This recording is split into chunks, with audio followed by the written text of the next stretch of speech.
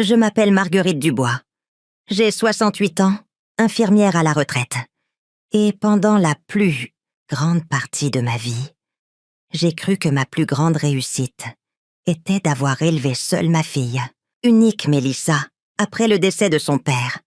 J'ai passé des décennies debout, à soigner des patients durant de longues nuits, puis à rentrer à la maison pour retrouver une petite fille qui dépendait de moi pour tout. J'ai construit une vie pour nous, stable et modeste, mais remplie de ce genre d'amour que je pensais inébranlable.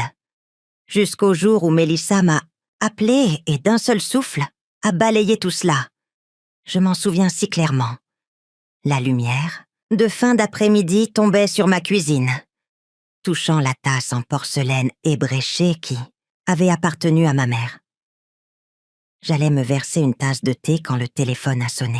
Son nom s'est allumé sur l'écran et j'ai souri sans réfléchir. Cela faisait 2 semaines que nous ne nous étions pas parlé.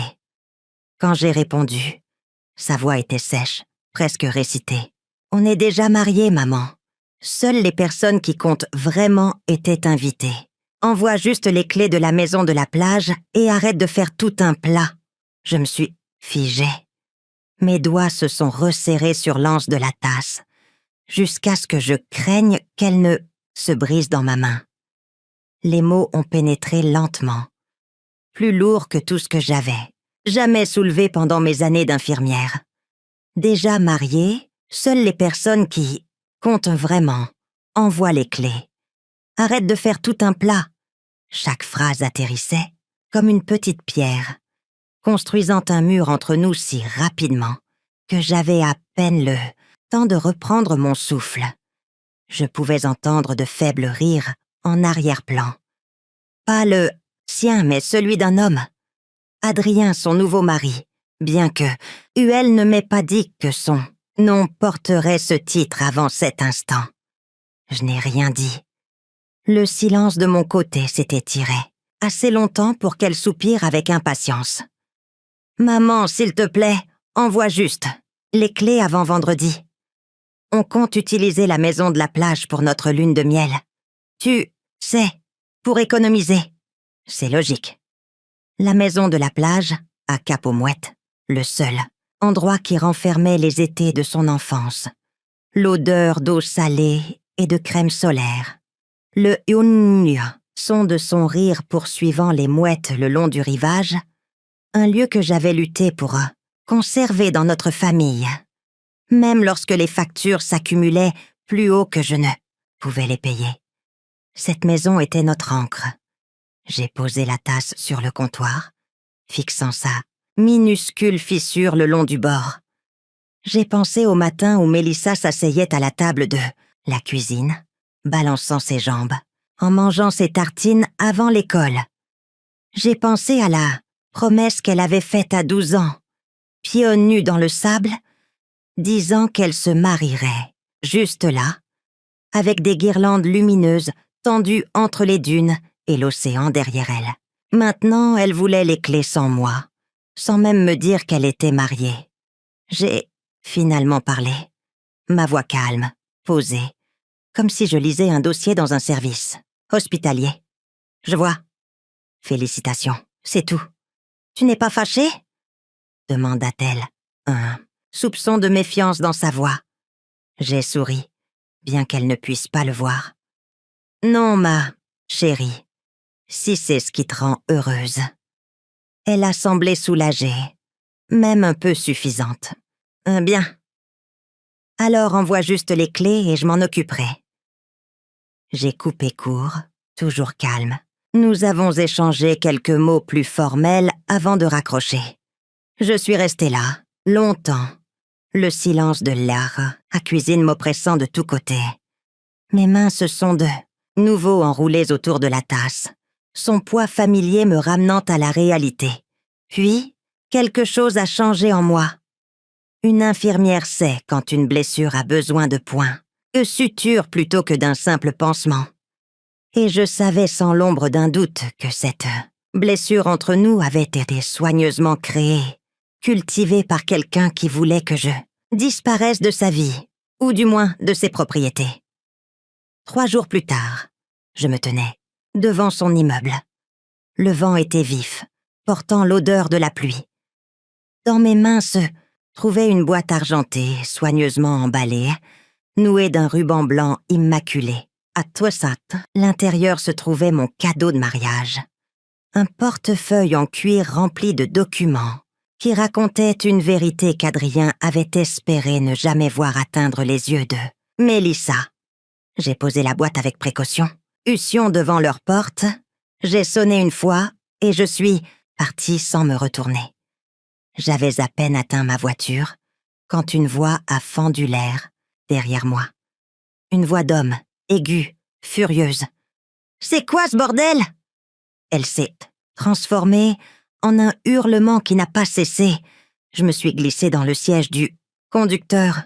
J'ai démarré le moteur et je suis partie. Le son de sa rage me poursuivant dans la rue. Mes mains étaient stables sur le volant. Pour la première fois depuis des mois, je sentais ma vieille force revenir. Ni bruyante ni ostentatoire, mais certaine. Certaines blessures nécessitent plus que le silence. Elles ont besoin de la vérité. Et je venais de la livrer à leur porte. Le son de ses cris résonnait encore faiblement à mes oreilles, alors que je rentrais chez moi, ce jour-là.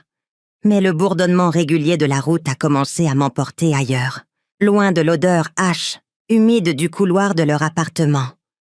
Dans mon esprit, j'étais de retour à Cap-aux-Mouettes, par un après-midi d'été, quand Mélissa avait 12 ans. Le ciel avait été d'un bleu impossible cette année-là. Le genre de bleu qui donnait à l'océan l'air d'être cousu, directement dessus. Je la vois encore pieds nus, les cheveux ébouriffés et emmêlés par des heures de course le long du rivage. Elle tenait à la main un seau jaune délavé, à moitié rempli de coquillages qu'elle jugeait trop parfaits pour être laissé derrière. Son rire était porté par la brise, vif et clair, comme le cri des mouettes au-dessus de nos têtes. Je me souviens m'être tenue au bord de la terrasse, une tasse de chocolat chaud me réchauffant, les mains, la regardant poursuivre les vagues qui se retiraient, jusqu'à ce que ses pieds soient engloutis par le flot écumant. Cette maison de la plage était plus qu'un bâtiment pour Noous. C'était la toile de fond de son enfance, la scène de chaque rituel estival que nous avions créé ensemble. Il y a un soir en particulier qui me revient toujours. La journée avait été chaude, le genre de chaleur qui fait coller le sable obstinément à la peau. Après le dîner, Mélissa avait tiré une vieille couverture sur la terrasse pour que nous puissions regarder le coucher de soleil. L'océan avait pris une teinte cuivrée profonde, reflétant la dernière lumière du jour. Elle s'était assise en tailleur à côté de moi, sirotant son chocolat chaud dans une tasse en porcelaine qui avait appartenu à ma mère. Elle était trop grande pour ses mains à l'époque, alors elle la tenait précieusement, buvant lentement. Cette tasse a une petite ébréchure sur le bord, près de l'anse. Ma mère me l'avait donnée quand j'ai emménagé, dans mon premier appartement, me disant que certaines choses sont faites pour durer si on les traite avec assez de douceur. Je l'ai emportée avec moi à travers des années de cuisine, exiguë et de garde de nuit tardive, à travers la joie et la déception. Et dans la maison de Stutson, la plage où Mélissa a grandi. D'une manière ou d'une autre, elle a survécu à chaque déménagement, à chaque choc involontaire, sauf à cette unique petite ébréchure. Un rappel que même les choses les plus solides peuvent être marquées par le temps. Mélissa l'appelait la tasse porte-bonheur. Elle la choisissait plutôt que n'importe quelle autre tasse, dans le placard, même quand je lui disais que ce n'était pas pratique. Elle prétendait que le chocolat avait meilleur goût dedans, que cela rendait la boisson spéciale. Je n'ai jamais discuté. Voir ses petites mains serrer ce délicat morceau de l'histoire de notre famille me remplissait d'une fierté tranquille. Ce soir-là, sur la terrasse, le s'est appuyé contre moi et a dit « Quand je me marierai, je veux que ce soit ici, maman, pieds nus sur le sable avec des guirlandes lumineuses et de la musique. Et après, on s'assiera ici et on boira du chocolat chaud dans la tasse porte-bonheur. » J'avais souri, écartant les cheveux humides de son front. Ça semble parfait, ma chérie.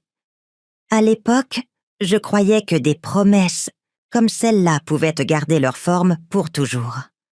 Je ne savais pas avec quelle facilité quelqu'un pouvait arriver et les plier, les tordre en quelque chose d'inconnaissable. Maintenant, toutes ces années plus tard, la tasse est posée sur le même comptoir de cuisine, où je me tenais quand Mélissa appelait pour me dire qu'elle était déjà mariée, que seules les personnes qui comptaient vraiment avaient été invitées et qu'elle voulait que je lui envoie les clés de la maison de la plage par la poste. Quoi? Quand je l'ai regardée, après avoir raccroché, j'ai réalisé qu'elle avait survécu à tout le reste. Les amis sont venus et repartis. Les saisons ont changé.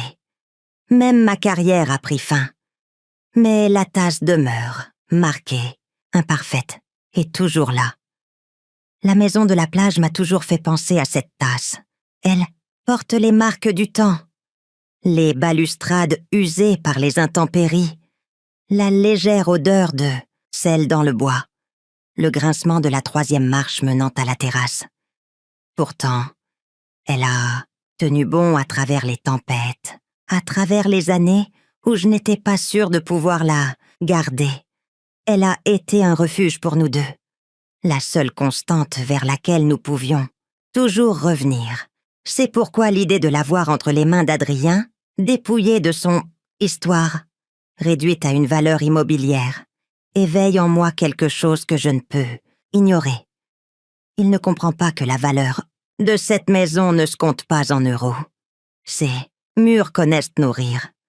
Ses planchers ont senti nos pieds nus. Ses fenêtres ont encadré la vue de chaque rêve que Mélissa a jamais osé formuler à voix haute.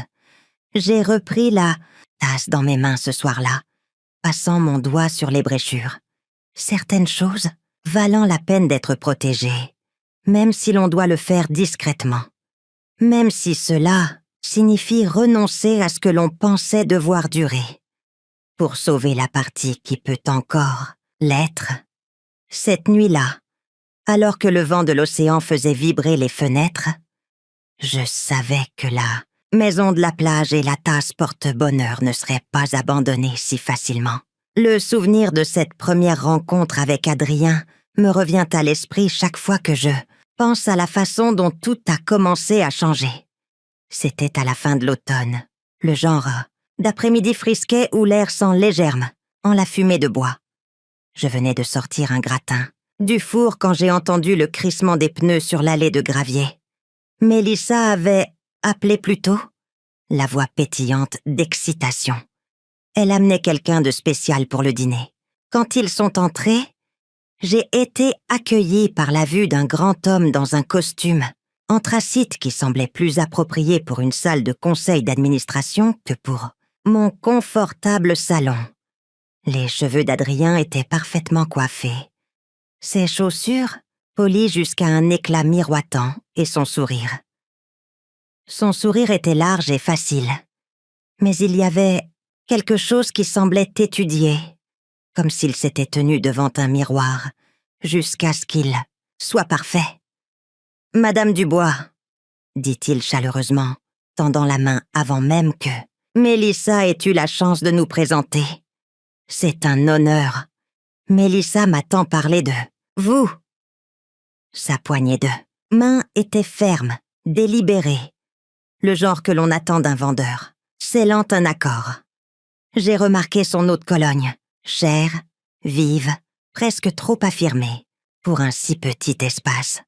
Mélissa rayonnait entre nous, inconsciente de ma subtile pose avant que je ne lui rende sa poignée de main.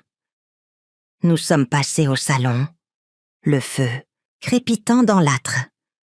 Le regard d'Adrien a parcouru la pièce d'une manière qui était polie en surface mais je l'ai ressenti comme un balayage, un inventaire. Ses yeux se sont posés sur la bibliothèque, l'horloge ancienne, les photographies encadrées. Puis il l'a vue, la grande, toile imprimée de la maison de la plage à Cap-aux-Mouettes, prise au coucher du soleil. Ouma s'est approché, les mains jointes derrière le dos. « C'est magnifique », dit-il, le ton désinvolte. Mais ses yeux s'attardèrent juste une seconde de trop. « Vous y allez souvent ?»« En chaque été, ai-je répondu. Ma voix égale. Elle est dans la famille depuis des années. Mélissa a enchaîné rapidement, sa voix pleine d'affection. On y a passé tous. Nos étés, maman et moi. Les meilleurs souvenirs de ma vie. Adrien a souri à ces mots, mais quand il a regardé à nouveau la photographie, j'ai surpris quelque chose vaciller dans son expression. Pas de la nostalgie, pas de l'admiration, quelque chose de plus proche du calcul. C'était parti en un instant, remplacé par ce charme poli. Nous nous sommes assis pour dîner. La table était dressée avec ma vieille porcelaine. Adrien a complimenté la nourriture avant même d'y avoir goûté, puis s'est lancé dans une série de questions, réfléchi sur ma carrière d'infirmière, mes années à élever Mélissa seule, et l'histoire du village. Il riait au bon moment, hochait la tête avec juste ce qu'il fallait d'intérêt. Si je l'avais rencontré comme un étranger dans un cadre social, j'aurais pu le trouver parfait. Mais je connais les gens. Des années dans les couloirs d'hôpitaux vous apprennent à lire les visages, à déceler les signes subtils, que les mots de quelqu'un ne correspondent pas tout à fait à ses yeux. Les yeux d'Adrien étaient au vif, trop vifs. Ils se dardaient sur Mélissa quand elle parlait comme pour mesurer sa valeur, puis revenaient sur moi, évaluant quelque chose que je ne pouvais pas encore nommer. À un moment donné, alors que Mélissa était dans la cuisine pour chercher le dessert, Adrien s'est adossé à sa chaise et a laissé son regard vagabonder à nouveau. Il s'est arrêté sur le buffet où je gardais un petit cadre avec une photographie de ma mère et moi sur la terrasse de la maison de la plage. Il l'a pris sans demander, le tournant légèrement vers la lumière.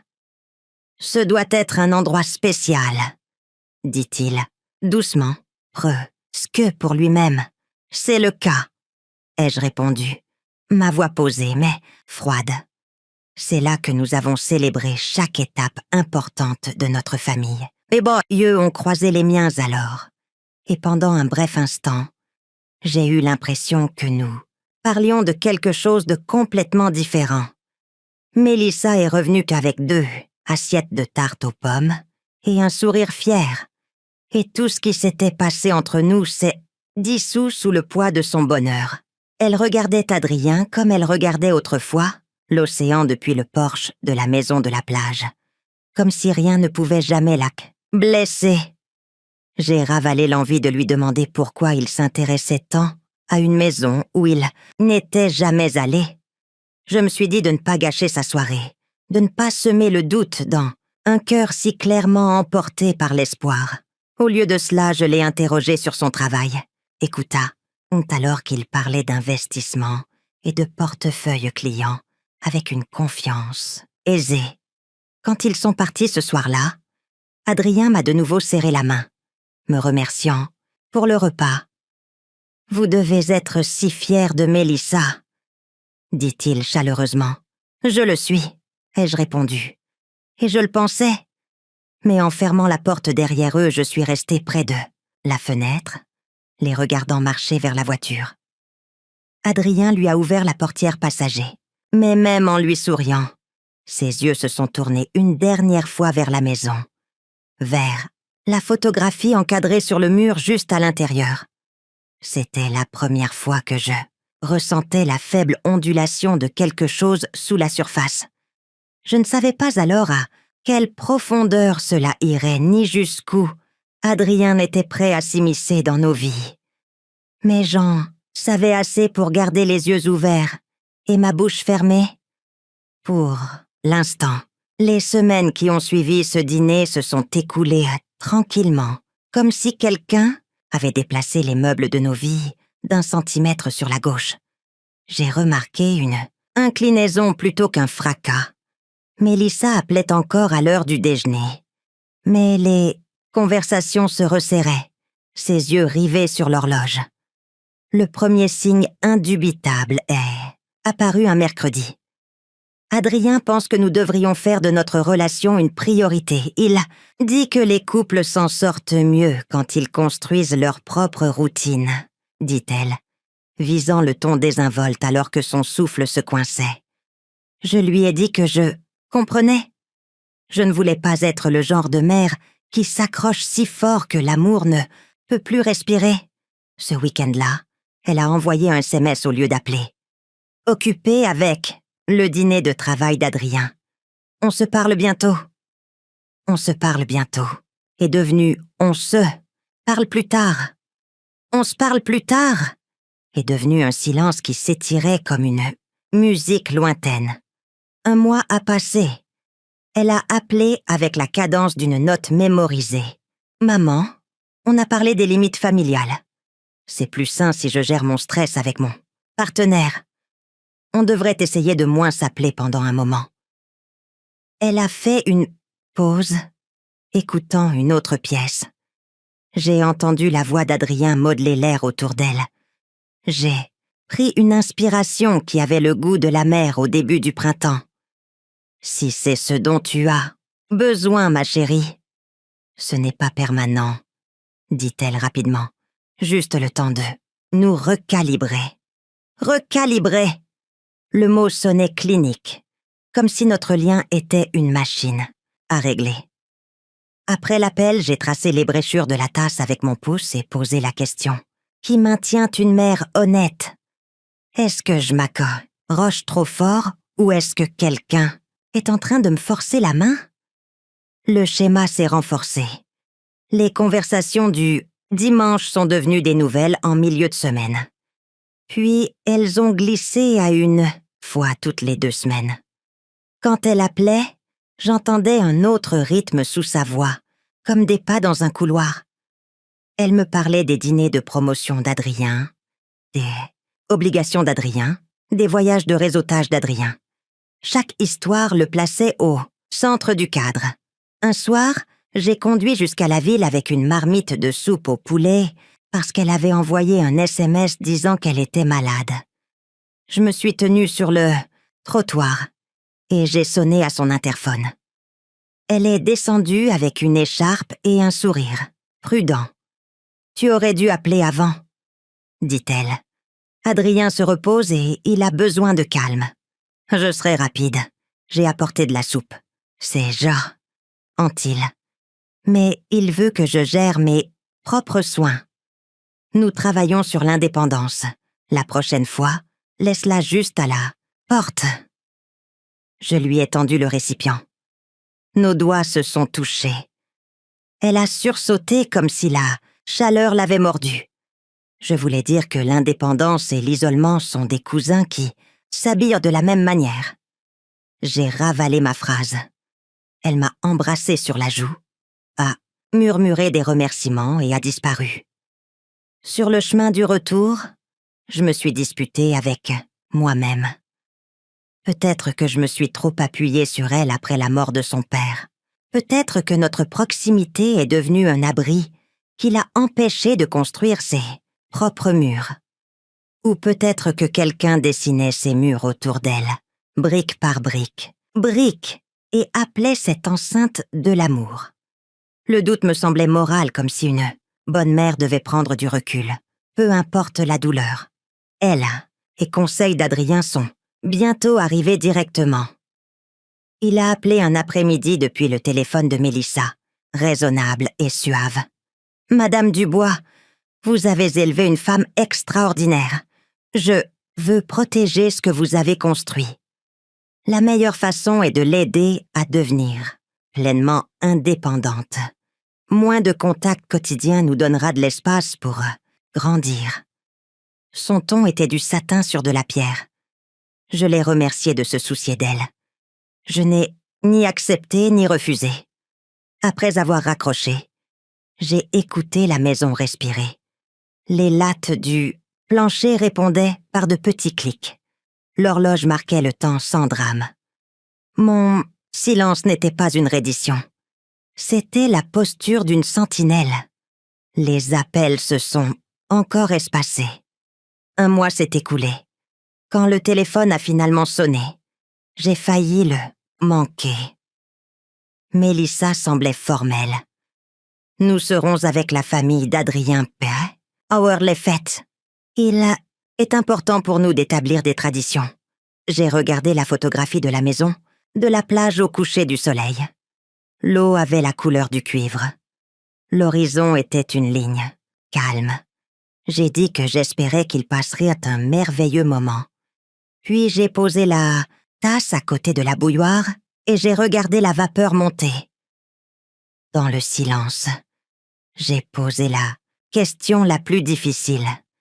Si ma présence menace son bonheur, devrais-je m'effacer pour son bien?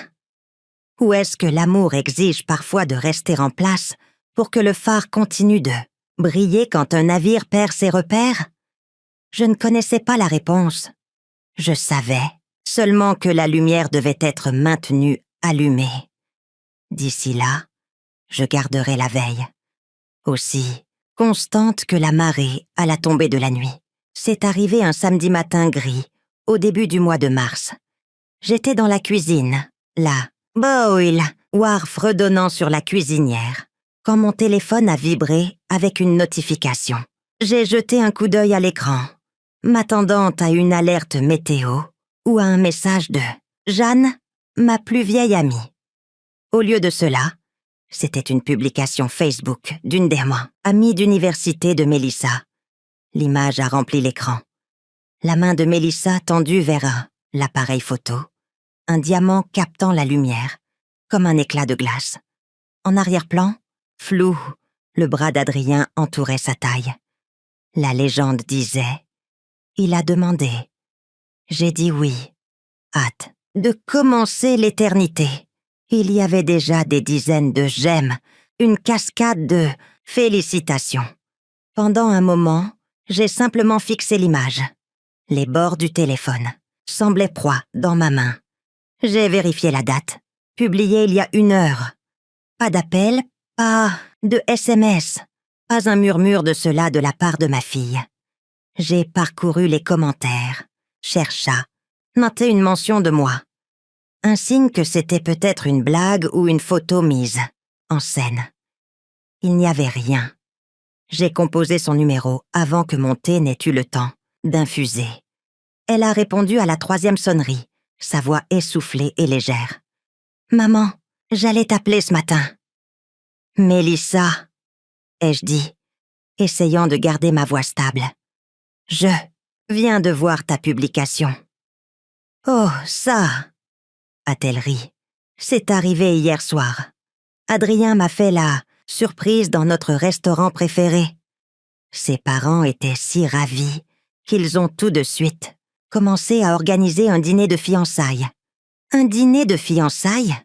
ai-je répété. « Quand est-ce ? » ?»« Samedi prochain, » dit-elle rapidement. « C'est juste un petit rassemblement, hein? La famille proche et quelques amis intimes. Je suppose que je devrais prévoir de descendre vendredi soir alors, » ai-je dit, imaginant déjà la route. « Il y a une pause. » Puis sa voix s'est adoucie, comme si elle expliquait quelque chose de délicat à un enfant. « Maman, c'est vraiment pour la famille d'Adrien. Sa mère a des traditions très spécifiques. Elle voulait que ça reste dans leur cercle. » J'ai agrippé le bord du comptoir, donc je ne suis pas invitée. « Ce n'est pas ça, » a-t-elle insisté. « On fera quelque chose. De spécial, juste nous 3. Bientôt. » Bientôt. Un mot sans date de calendrier, sans engagement. Je lui ai dit que je comprenais, je lui ai souhaité du bonheur. Et j'ai mis fin à l'appel avant que ma voix ne me trahisse. Plus tard dans l'après-midi, Jeanne est passée. Elle avait l'habitude de débarquer à l'improviste, généralement avec une boîte de biscuits ou un pot de confiture. Aujourd'hui, elle avait apporté les deux. Elle m'a trouvée à la table de la cuisine, l'ordinateur portable ouvert sur cette même photo, de la main de Mélissa. « Je suppose que tu l'as vue, » dit-elle en se glissant sur la chaise en face de moi. J'ai hoché la tête. Elle a appelé après que je l'ai fait. Elle a dit que le dîner est réservé à sa famille. Des traditions, apparemment. Les yeux de Jeanne se sont plissés, comme ils le faisaient quand elle repérait une erreur de facturation. « Marguerite, ce n'est pas normal. Tu es sa mère. Les traditions ne sont pas... Tu as ta place à cette table. » Elle dit que nous aurons notre propre célébration. Ai-je murmuré, bien que les mots s'aient semblé creux. Jeanne a tendu la main et a touché la mienne. Tu as été là pour chaque grand moment de sa vie. C'est le premier pour lequel on te dit de rester à l'écart. Ce n'est pas une coïncidence. Je voulais argumenter, défendre le choix de Mélissa, prétendre que ce n'était rien de plus qu'un malentendu. Mais Jeanne me connaissait depuis mes 21 ans. Elle m'avait vue traverser la perte de mon mari, les nuits de garde double, chaque genou écorché et chaque spectacle d'école de Mélissa. Elle pouvait lire la vérité dans mes yeux, avant même que je ne dise un mot. La mère d'Adrien ne me connaît pas, ai-je dit finalement. Peut-être qu'elle pense faire ce qui est hors le mieux. Ou peut-être qu'Adrien sait exactement ce qu'il fait, a contré Jeanne. Tu as dit qu'il était intéressé par la maison de la plage. J'ai fermé l'ordinateur portable et j'ai fixé la tasse ébréchée à côté de moi. C'est trop tôt pour penser au pire. Jeanne n'a pas insisté, mais son silence était plein de prudence. Elle avait élevé 2 fils et elle reconnaissait les signes d'influence quand elle les voyait. Mata, garde juste les yeux ouverts. Marguerite. L'amour rend les gens aveugles. Pas seulement ceux qui sont dedans, mais aussi ceux qui regardent de l'extérieur. Cette nuit-là, je me suis assise près du feu avec la photo brillant toujours sur l'écran de mon téléphone. Le diamant scintillait comme s'il pouvait effacer toutes les ombres. Le sourire de Mélissa était sincère, ses yeux brillants. Je voulais la figer dans ce bonheur, croire que le bras d'Adrien était une promesse et non une possession. Mais les mots de Jeanne persistaient. C'était la première célébration que l'on me demandait de manquer. Et s'il y a une première, il y a souvent une seconde.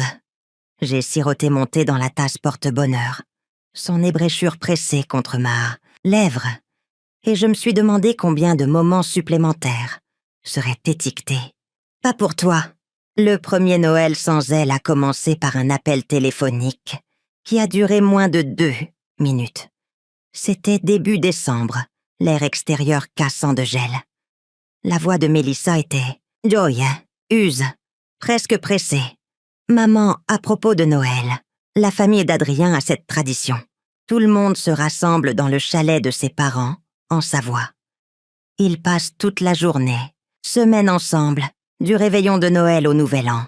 C'est vraiment important pour eux. » Je me suis appuyée contre le comptoir de la cuisine, tenant le téléphone plus près de mon oreille. « Donc tu ne viendras pas ici ?»« J'aimerais pouvoir être à 2 endroits à la fois, » dit-elle rapidement. « Mais Adrien pense qu'il est important que nous commencions notre vie, de marier avec ses traditions. Tu comprends, n'est-ce pas ?» J'ai ravalé la piqûre. « Bien sûr, les traditions sont importantes. » Elle m'a remerciée, a promis d'appeler le matin de Noël et a raccroché. Je suis restée longtemps dans la cuisine silencieuse, le son du vent dehors, grattant faiblement contre les fenêtres. Cette année-là, la maison sembla plus grande que d'habitude. J'ai quand même monté le sapin dans le salon, ses lumières projetant de douces lueurs sur les murs. J'ai décoré la cheminée avec les mêmes ornements que Mélissa déballait depuis son enfance. De minuscules bonshommes de neige en verre, un ensemble de reines en bois sculpté, et l'ange qu'elle avait toujours insisté pour mettre tout en haut. Ils semblaient tous les mêmes, mais sans son rire et la musique en arrière-plan, l'éclat semblait plus terne. Le soir de Noël, j'ai allumé un feu dans l'âtre. Les flammes crépitaient, remplissant la pièce de cette profonde odeur résineuse de pain brûlé. Je me suis assise dans mon vieux fauteuil, la tasse porte-bonheur chaude entre mes paumes. La vapeur du thé montait, un ruban de chaleur contre mon visage. Mon pouce a tracé les bréchures sur le bord, l'encoche, familière que ma mère avait autrefois appelée une marque de survie. Le silence était différent du calme que j'avais connu les années passées, quand Mélissa était allée se coucher et que j'étais restée éveillée pour regarder les braises s'éteindre. C'était un silence, plus lourd, le genre qui s'installe sur vous et vous fait prendre conscience de chaque craquement du plancher, de chaque faible soupir du vent dans la cheminée. J'ai fermé les yeux un instant et j'ai imaginé les Noëls que nous avions partagés ici. Mélissa en pyjama de flanelle, les cheveux en désordre de sommeil, déchirant son bas de Noël. La façon dont elle se blottissait à côté de moi sous une couverture, un chocolat chaud à la main, regardant la neige tomber par la fenêtre. Nous deux chantant des chants de Noël avec des voix que nous n'avions jamais pris la peine d'accorder. C'étaient les traditions qui nous avaient tenus au chaud. Non pas parce qu'elles étaient élaborées, mais parce c'étaient les nôtres. Maintenant, elle était dans un chalet à des centaines de kilomètres, entourée de gens qui ne connaissaient pas l'odeur de notre cuisine le matin de Noël, ni la façon dont la lumière tombait à travers la fenêtre de la salle à manger, sur une table dressée pour deux. Le feu a bougé, projetant une étincelle qui a atterri sur la pierre du foyer et s'est éteinte. Je l'ai regardée disparaître.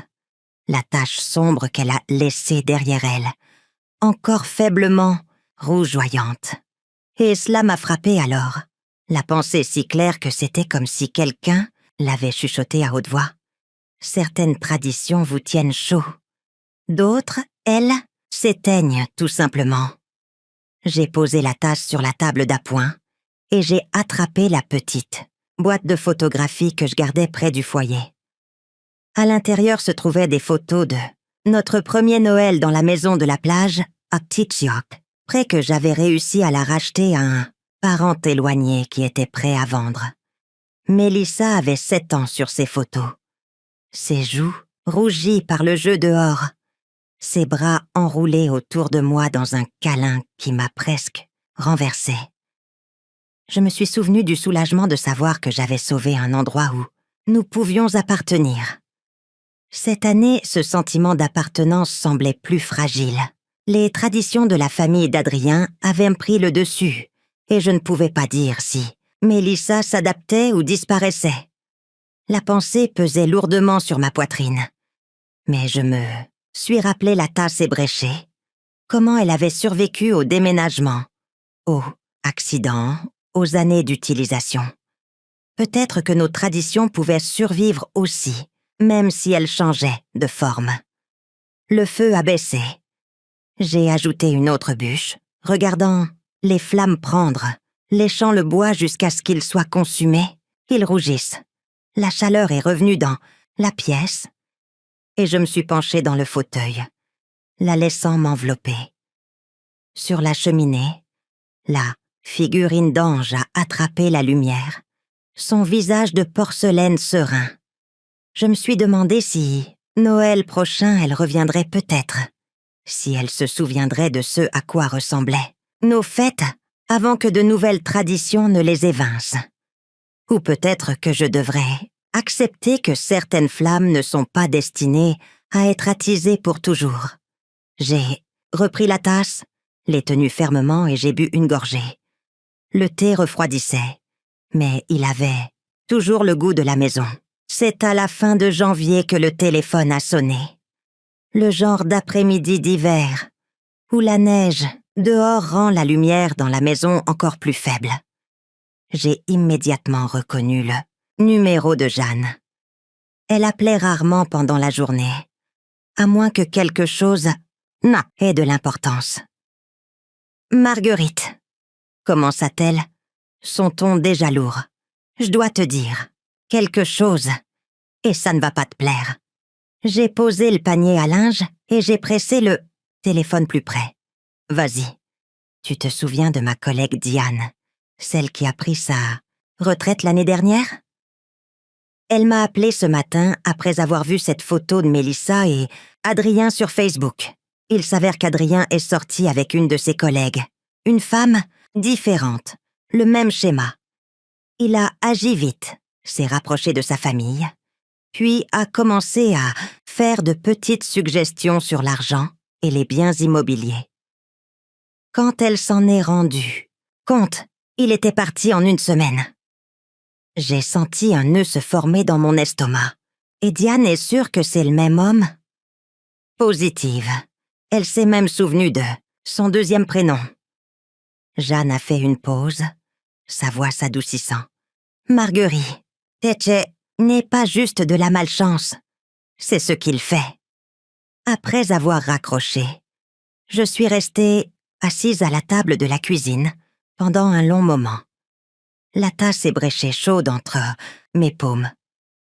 J'ai pensé à la distance soudaine de Mélissa, à la façon dont le regard d'Adrien s'était attardé sur la photo de la maison de la plage ce premier soir. J'ai décidé de commencer discrètement. J'ai appelé une des amies d'université de Mélissa, une femme nommée Claire, que j'avais rencontrée quelquefois à la maison de la plage pendant les étés. Nous avons discuté du travail, du temps, puis j'ai demandé si elle en savait beaucoup sur Adrien avant que Mélissa ne le rencontre. Il y a eu une pause assez longue pour que j'entende le bourdonnement de son réfrigérateur à travers la ligne. « Je ne connais pas tous les détails », a admis Claire, mais je sais qu'il a été fiancé avant, 2 fois en fait. 2 se sont terminées soudainement. L'une d'elles, eh bien, sa famille a découvert quelque chose qu'elle n'aimait pas à propos de ses finances. Je l'ai remerciée, prenant soin de ne pas insister davantage, et j'ai mis fin à l'appel. Ma prochaine étape fut la bibliothèque municipale. Les vieilles habitudes de mes jours d'infirmière, lorsque vous deviez découvrir la vérité sur l'histoire d'un patient, sont revenues facilement. J'ai parcouru les archives des journaux locaux, mes doigts tapotant nerveusement sur le clavier. Il m'a fallu 3 visites, mais je l'ai trouvé. Un article datant de près de 20 ans sur un projet de développement immobilier raté sur la côte. Les noms ont sauté aux yeux. Robert Dubois, mon mari, et un partenaire nommé Guillaume Chartier. Le projet s'était effondré sous le poids de fonds manquants. Plus de 2 millions d'euros envolés. Robert n'en avait jamais parlé en détail, seulement que la perte l'avait presque ruiné et lui avait coûté des amitiés qu'il avait autrefois chéries. Mais il y avait un autre détail dans l'article. Guillaume Chartier était le grand-père maternel d'Adrien. J'ai fixé l'écran, le bourdonnement du système de chauffage de la bibliothèque soudainement forte à mes oreilles. J'ai fait défiler plus loin, affichant des articles de suivi. Chartier avait été accusé d'avoir détourné des fonds du projet vers des comptes privés, puis de les avoir déplacés à l'étranger avant de disparaître en Suisse. Aucune condamnation. Il était mort dans un accident de voiture avant la conclusion de l'enquête. L'argent n'avait jamais été retrouvé. Cette nuit-là, j'ai parcouru les vieux dossiers de Robertre, dans le coffre en cèdre au pied de mon lit. Il sentait légèrement son après-rasage, bien que près de 15 ans se soient écoulés depuis son décès. Dans un dossier marqué « juridique », j'ai trouvé la correspondance de son avocat concernant l'effondrement du projet. Les notes de Robert dans les marges étaient brèves mais révélatrices. Chartier peu fiable. Fonds manquants liés à des comptes personnels. Aucune clôture. Je me suis rassise sur le lit, les papiers étalés sur mes genoux. La vérité tacite a commencé à se former. Adrien n'était pas juste un opportuniste charmant qui avait trébuché dans la vie de Mélissa. Le nom de sa famille était lié à la pire trahison financière que mon mari ait jamais subie, et maintenant, toutes ces années plus tard, cette même famille tournait autour de la seule chose de valeur que je possédais encore, la maison de la plage. Je me suis demandé si Mélissa savait, si Adrien lui avait parlé de l'histoire de son grand-père, ou si, comme Robert toutes ces années auparavant, elle ne découvrirait la vérité que lorsque le mal serait fait. La pensée m'a serré la poitrine. Je n'avais jamais beaucoup parlé à Mélissa de ce chapitre de la vie de Robert. Elle était trop jeune, et j'avais voulu la protéger de la laideur de la trahison. Mais peut-être que ce silence l'avait rendue vulnérable à un homme qui la voyait comme un moyen de terminer un travail que son grand-père avait commencé. J'ai plié les papiers avec soin et je les ai posés à côté de la tasse sur ma table de chevet. La petite ébréchure de la tasse a attrapé la lumière de la lampe. Un rappel que même les choses les plus solides peuvent être marquées, mais qu'elles peuvent aussi endurer. Cette nuit-là, je me suis fait une promesse. Je n'accuserai pas sans preuve et je ne pousserai pas Mélissa à un choix qu'elle n'était pas prête à faire.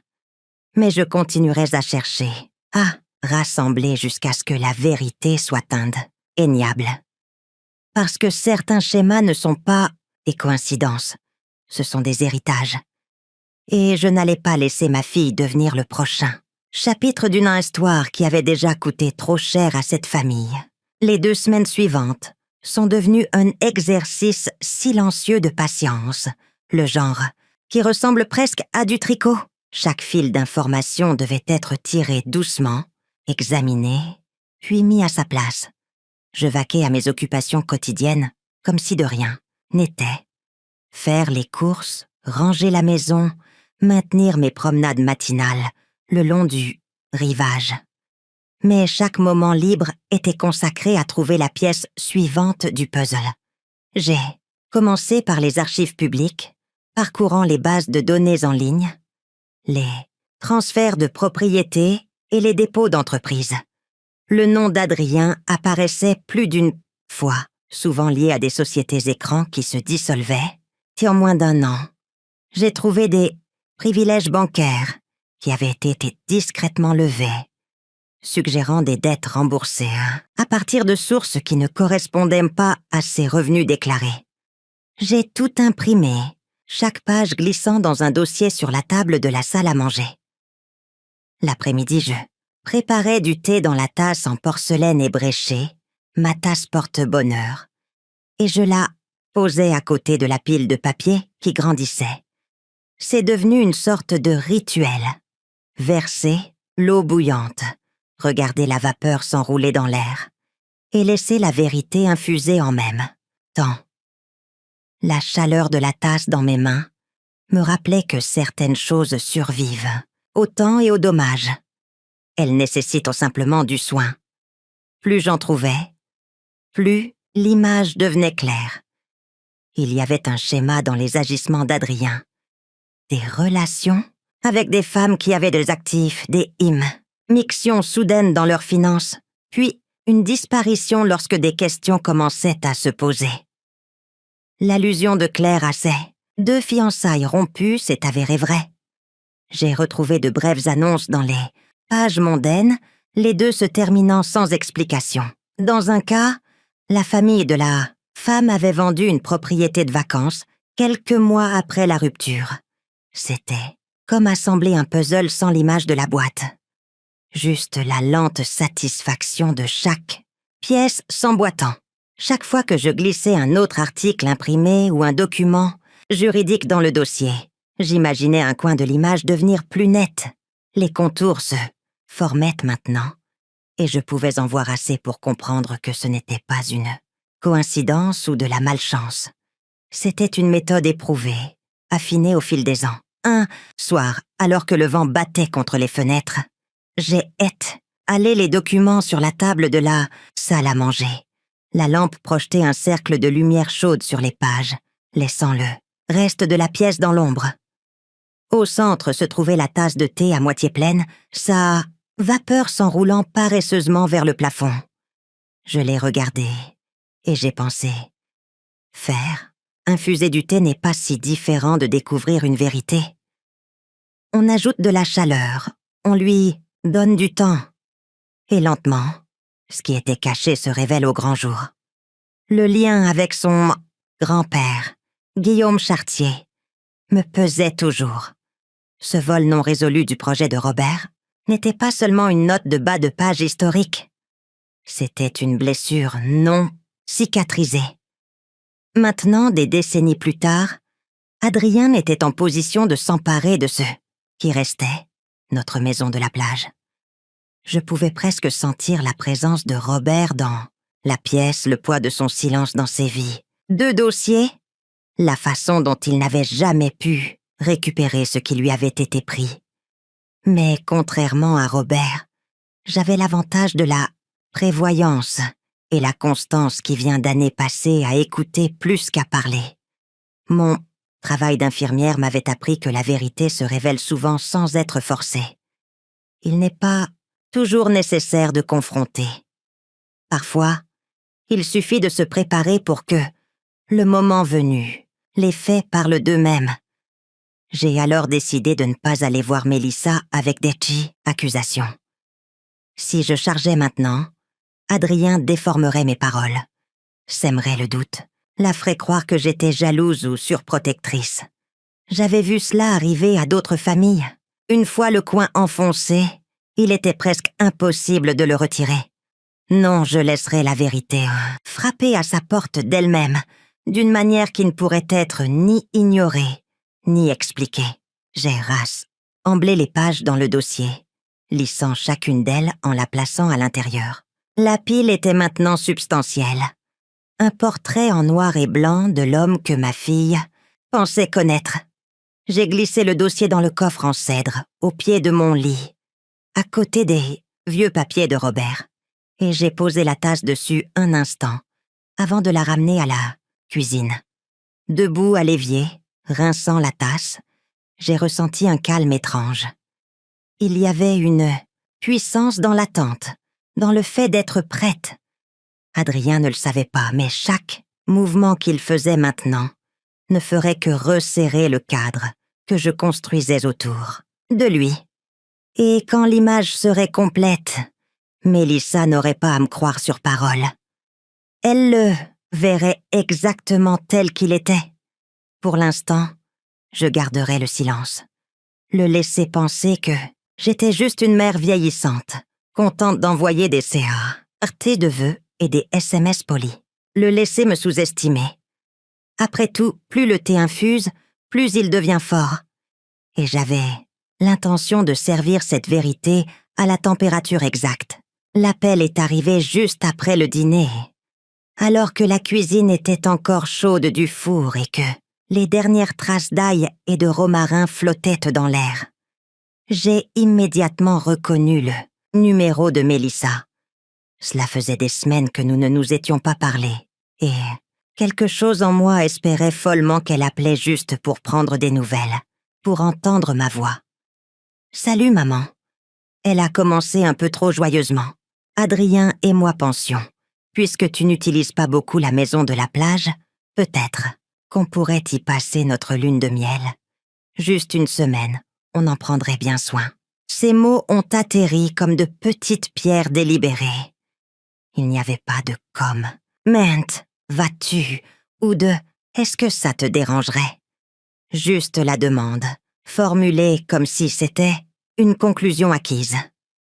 J'ai dégluti lentement, laissant une pause remplir l'espace entre nous, hein? Bien sûr, ai-je dit, ma voix égale. Je m'assurerai que vous ayez la clé. Mélissa a expiré, le soulagement inondant son ton. Merci, maman. Ça compte beaucoup. On passera la semaine prochaine la chercher. Nous avons échangé quelques banalités avant de raccrocher, Mais mon esprit avait déjà complètement changé de vitesse. Il ne s'agissait plus seulement de la maison de la plage. Il s'agissait de timing. Adrien voulait un accès. Et vite. Cela signifiait que son plan avançait. Et s'il pensait que je lui offrirais l'opportunité sans préparation, il n'avait pas été attentif. Je me suis assise à la table de la salle à manger, la même table qui avait été témoin d'innombrables anniversaires.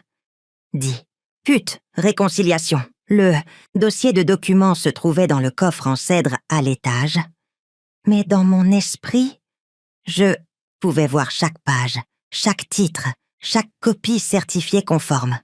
Pendant des semaines, j'avais assemblé ce puzzle. Maintenant, il était temps de l'emballer. L'image m'est venue soudainement. Un cadeau? Pas une confrontation, pas une explosion de fureur au milieu de leur lune de miel, mais quelque chose qu'ils ouvriraient, selon leurs propres termes. Une boîte enveloppée dans un papier argenté, discrète, soigneusement nouée d'un ruban blanc. À l'intérieur, la vérité, documentée et indéniable. Le lendemain matin, j'ai sorti le dossier et j'ai commencé à trier son contenu. Chaque pièce à conviction a été dupliquée. Une copie pour mes propres archives, une pour eux.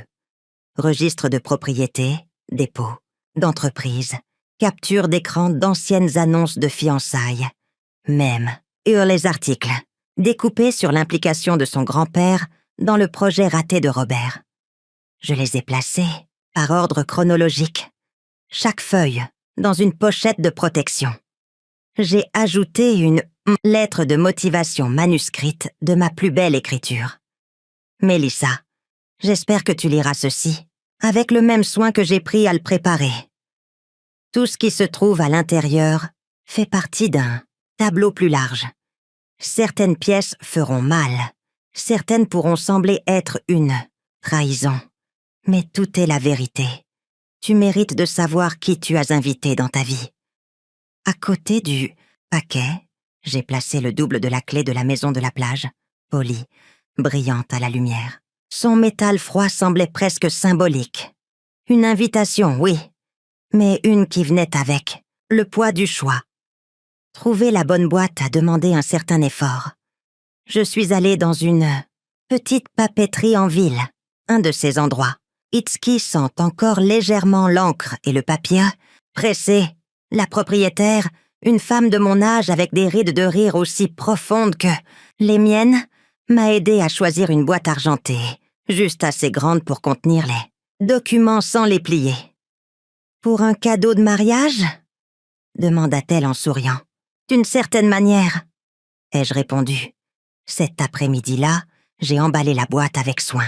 Le papier argenté lisse sous mes mains, le ruban net et droit. Quand ce fut terminé, l'ensemble avait l'air élégant, presque festif. Personne ne se douterait qu'à l'intérieur se trouvait quelque chose capable de mettre fin à un mariage, avant même qu'il n'ait vraiment commencé. Je l'ai placé sur le coin de mon bureau, où la lumière de la fenêtre pouvait l'attraper. Pendant un moment, je l'ai simplement regardé, sentant le mélange de tristesse et de résolution se resserrer dans ma poitrine. Ce n'était pas ainsi que j'avais jamais imaginé offrir un cadeau de mariage à ma fille. Mais d'un autre côté, je n'avais jamais imaginé qu'elle choisirait un homme comme Adrien. Cette nuit-là, en sirotant du thé et en regardant le clair de lune se répandre sur le sol, j'ai pensé à la façon dont la vérité, comme la marée, est inévitable. On peut essayer de la retenir, mais tôt ou tard, elle arrive, balayant tout ce qui a été construit sur du sable mouvant. Quand Mélissa viendrait chercher la clé, elle repartirait avec plus que ce qu'elle était venue chercher. Et quand elle ouvrirait cette boîte, que ce soit le premier jour de sa lune de miel ou le dernier, elle verrait enfin l'image que j'avais discrètement assemblée pendant tout ce temps. Je n'étais pas sûre de ce qu'elle en ferait, mais je savais ceci. Une Fois que vous avez vu le puzzle entier, vous ne pouvez plus jamais prétendre que vous ne savez pas ce qu'il montre. Le matin où j'ai livré le cadeau était un de ces jours de début de printemps où l'air est encore assez froid pour piquer les joues, mais la lumière du soleil vous fait croire que la chaleur est Fiatiata, juste au coin de la rue. Je me suis réveillée avant l'aube, j'ai préparé une théière et je me suis assise quelques minutes dans le calme, les mains enroulées autour de la tasse. La boîte argentée était sur le comptoir de la cuisine, son ruban parfaitement noué, semblant presque innocente. Je l'ai chargée sur le siège passager, la nichant dans un sac en toile pour qu'elle ne glisse pas. Le trajet jusqu'à la maison de Mélissa et Adrien a duré un peu moins d'1 heure, serpentant à travers des étendues d'arbres nus et des quartiers endormis secouant encore l'hiver. Mes mains agrippaient lâchement le volant. Mon esprit, calme d'une manière que je n'avais pas ressentie depuis des mois. Quand je suis arrivée, dans leur allée, la maison semblait immobile, les rideaux tirés, aucun mouvement derrière, les fenêtres. J'ai coupé le moteur et j'ai écouté un instant. Même la rue était silencieuse. J'ai monté le chemin de pierre, mes chaussures crissant doucement sur l'herbe parsemée de givre, et j'ai posé la boîte juste à droite de leur porte d'entrée, là où le soleil du matin finirait par l'atteindre. J'ai reculé d'un pas, ajusté le ruban pour qu'il soit tourné vers l'avant, et je me suis permis de la regarder vraiment une dernière fois. La clé à l'intérieur était froide, lourde et sans équivoque. Les documents étaient en parfait ordre. Ce n'était pas juste un paquet, c'était l'aboutissement de semaines de travail silencieux. Chaque pièce choisie et placée avec un soin délibéré. Je n'ai pas frappé, je n'ai pas sonné. J'ai juste fait demi-tour et je suis retournée à la voiture. L'air froid me tirant des larmes qui n'avaient rien à voir avec la tristesse. En partant, la maison a disparu dans le rétroviseur. Et avec elle, toute tentation, persistante de reprendre la boîte. L'appel est arrivé plus tard dans l'après-midi, juste au moment où les ombres dans mon salon commençaient à s'étirer, longues et fines, sur le sol. Le téléphone a vibré sur la table, le nom d'Adrien clignotant sur l'écran. Je l'ai laissé sonner, 2 fois avant de répondre. C'est quoi ce bordel? Sa voix était déjà un cri, éraillé sur les bords. Quelque part en arrière-plan, j'ai entendu la voix de Mélissa, aiguë, étranglée, le suppliant de se calmer. « Tu as laissé une boîte à notre porte », a-t-il continué, pleine de mensonges et de saloperies. Tu crois que tu peux juste... Je n'ai pas interrompu. Je n'en avais pas besoin. J'ai laissé le son de son indignation remplir l'espace entre nous. Il y a des années, je l'aurais peut-être affronté mot pour mot, répondant au volume par le volume, laissant la colère m'entraîner dans son sillage. Mais pas maintenant. Mélissa, j'ai entendu sa voix à nouveau, plus proche cette fois, puis le son de sanglots s'étouffer. Le bruit, en arrière-plan, m'a dit qu'elle avait les papiers entre les mains. Je pouvais l'imaginer les parcourir page par page, chacune étant une autre petite fissure dans l'histoire qu'Adrien, lui, avait racontée. Le ton d'Adrien a changé pour quelque chose de plus vif, de plus désespéré. Tu penses que ça va nous briser? Tu penses que... J'ai parlé alors, ma voix basse, posée, presque douce. S'il n'y a rien à cacher, il n'y a rien à craindre. Silence. Pendant un long moment, aucun de nous n'a parlé. Je pouvais presque entendre son esprit s'agiter, cherchant une réponse qui n'existe pas. « Aïe pas, tu ne sais pas de quoi tu parles », a-t-il dit, finalement, sa voix plus basse maintenant, mais pas plus calme. « Reste en dehors de nos vies. » La ligne a été coupée avant que je puisse répondre. bien que je n'avais pas, l'intention d'en dire plus. J'ai posé le téléphone sur la table et je suis retournée à ma chaise. Près de la cheminée, le thé à côté de moi encore chaud. Dehors, la lumière s'estompait dans le doux bleu du soir. Et j'ai pensé à la rapidité avec laquelle la vérité peut changer la température d'une pièce, même une où vous n'êtes pas. Je ne savais pas si Mélissa m'appellerait cette nuit-là, ou dans une semaine, ou jamais. Mais je savais qu'elle avait les informations maintenant, toutes. Et aucune quantité de cris ou de dénégation ne pouvait les effacer de ses mains. Le reste serait son choix à faire. Pour la première fois depuis des mois, je n'ai ressenti aucune envie de vérifier mon téléphone, aucun besoin de répéter des conversations dans ma tête. La boîte était livrée. La vérité était en mouvement, et le silence qui a suivi, il n'était pas vide. C'était le son du lâcher-prise. 3 jours ont passé avant que je ne la voie. D'ici là, le temps était devenu humide, le genre qui colle à la peau et donne à l'air une légère odeur de terre mouillée. Je venais de finir de balayer le porche quand j'ai remarqué une silhouette assise sur mes marches d'entrée. Mélissa. Ses cheveux étaient emmêlés d'une manière que je ne lui avais jamais vue. Des mèches rebelles s'échappant à cause de l'humidité. Ses yeux étaient gonflés, cerclés de rouge. Elle était assise, penchée en avant, les coudes sur les genoux, comme si elle n'était pas là, pas sûre d'avoir l'énergie de se tenir droite. Dans ses mains se trouvait la boîte argentée, le ruban disparu, le couvercle de travers. J'ai ouvert la moustiquaire lentement. Mélissa. Elle a levé les yeux vers moi et pendant un instant, elle n'a pas parlé, me fixant simplement, comme pour s'assurer que j'étais réelle. Puis elle a dit, sa voix basse mais perçant l'air gris, « Raconte-moi tout. » Il n'y avait aucune hostilité dans son ton, mais aucune douceur non.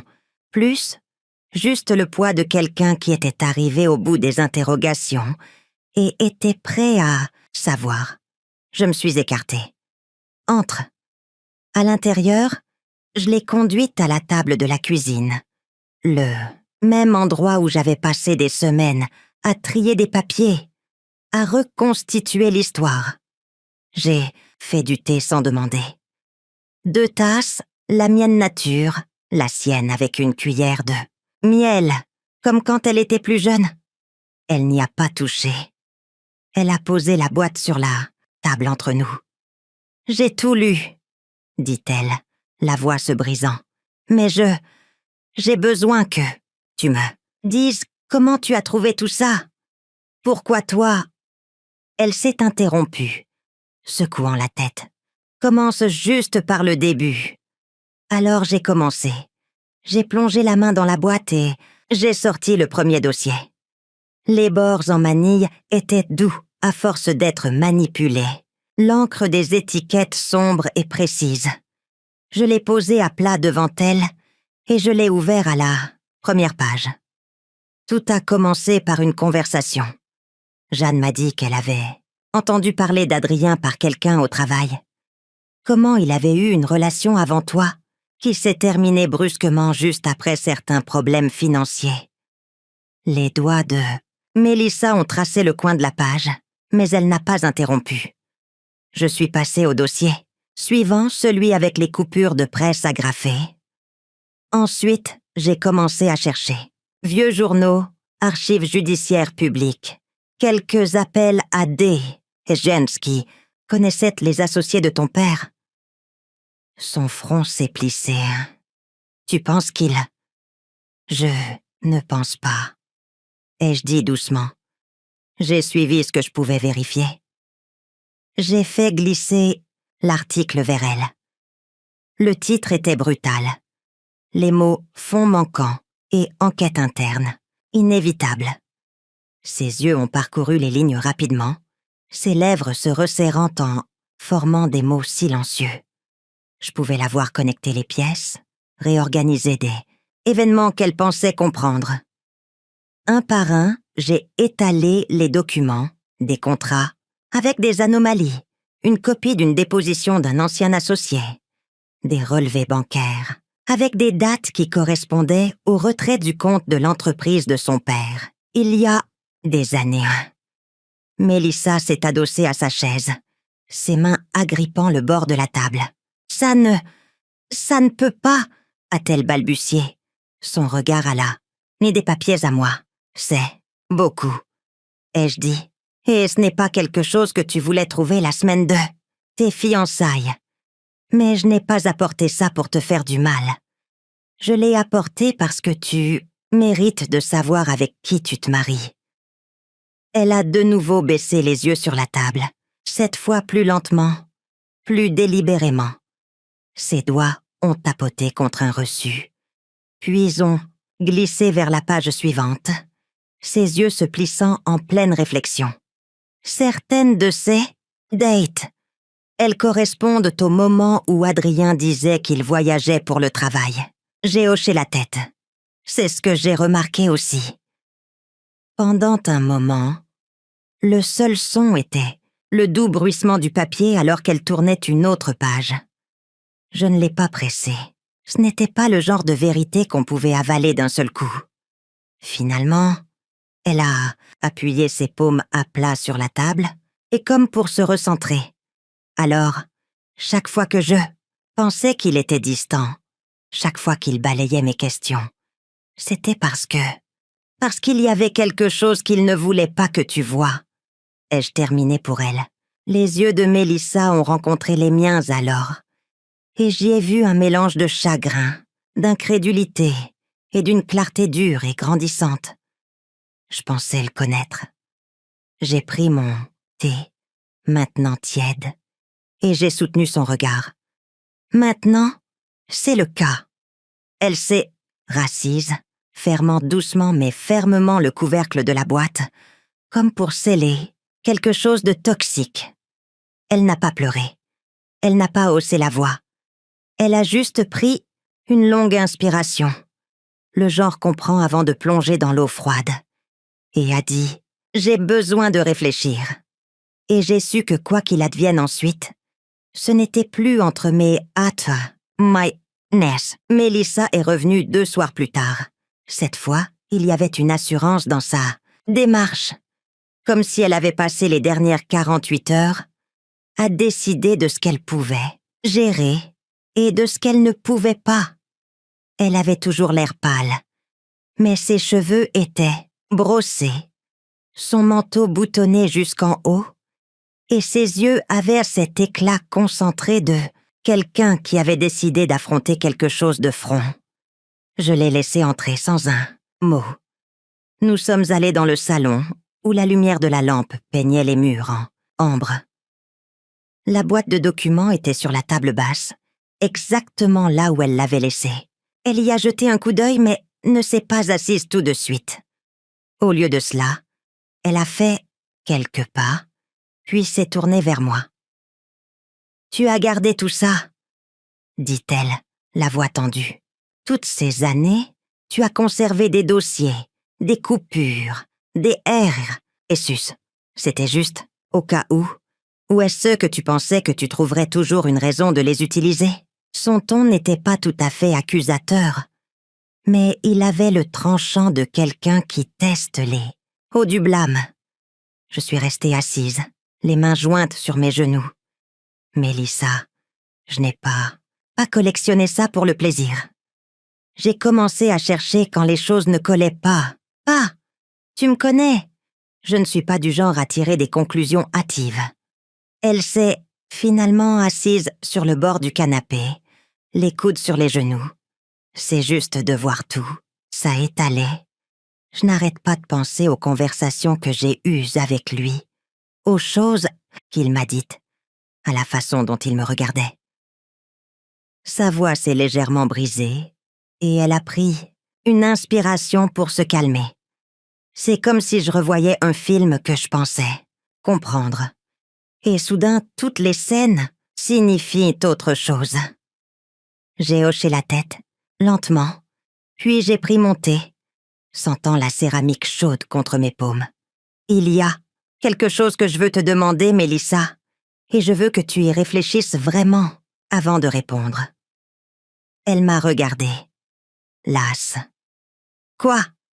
Je me suis légèrement penchée, en avant, ma voix calme mais claire. « Si un jour tu découvrais que la personne que tu aimes n'est venue à toi que pour ton argent, lui pardonnerais-tu » La pièce est devenue silencieuse. Les yeux de Mélissa se sont agrandis d'une fraction. Elle a ouvert la bouche, puis l'a refermée, comme si les mots étaient là, mais refusaient d'être prononcés. Elle a jeté un coup d'œil vers le coin de la pièce où mon vieux caméscope était posé sur l'étagère. Sa petite lumière rouge de veille, clignotant faiblement.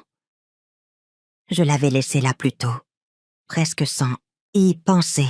« Tu enregistres ça ?»« Dis, » émanda-t-elle, la voix basse. « Pas de visage !» ai-je dit, d'un ton égal.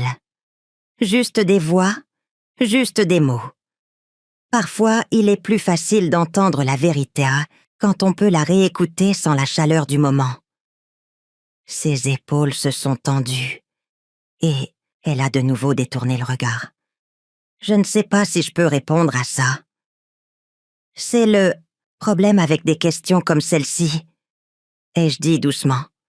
Elles n'ont pas besoin d'une réponse immédiate, mais elles ont une façon de vous suivre jusqu'à ce que vous le fassiez. Mélissa s'est adossée, croisant les bras. Ce n'est pas la même chose.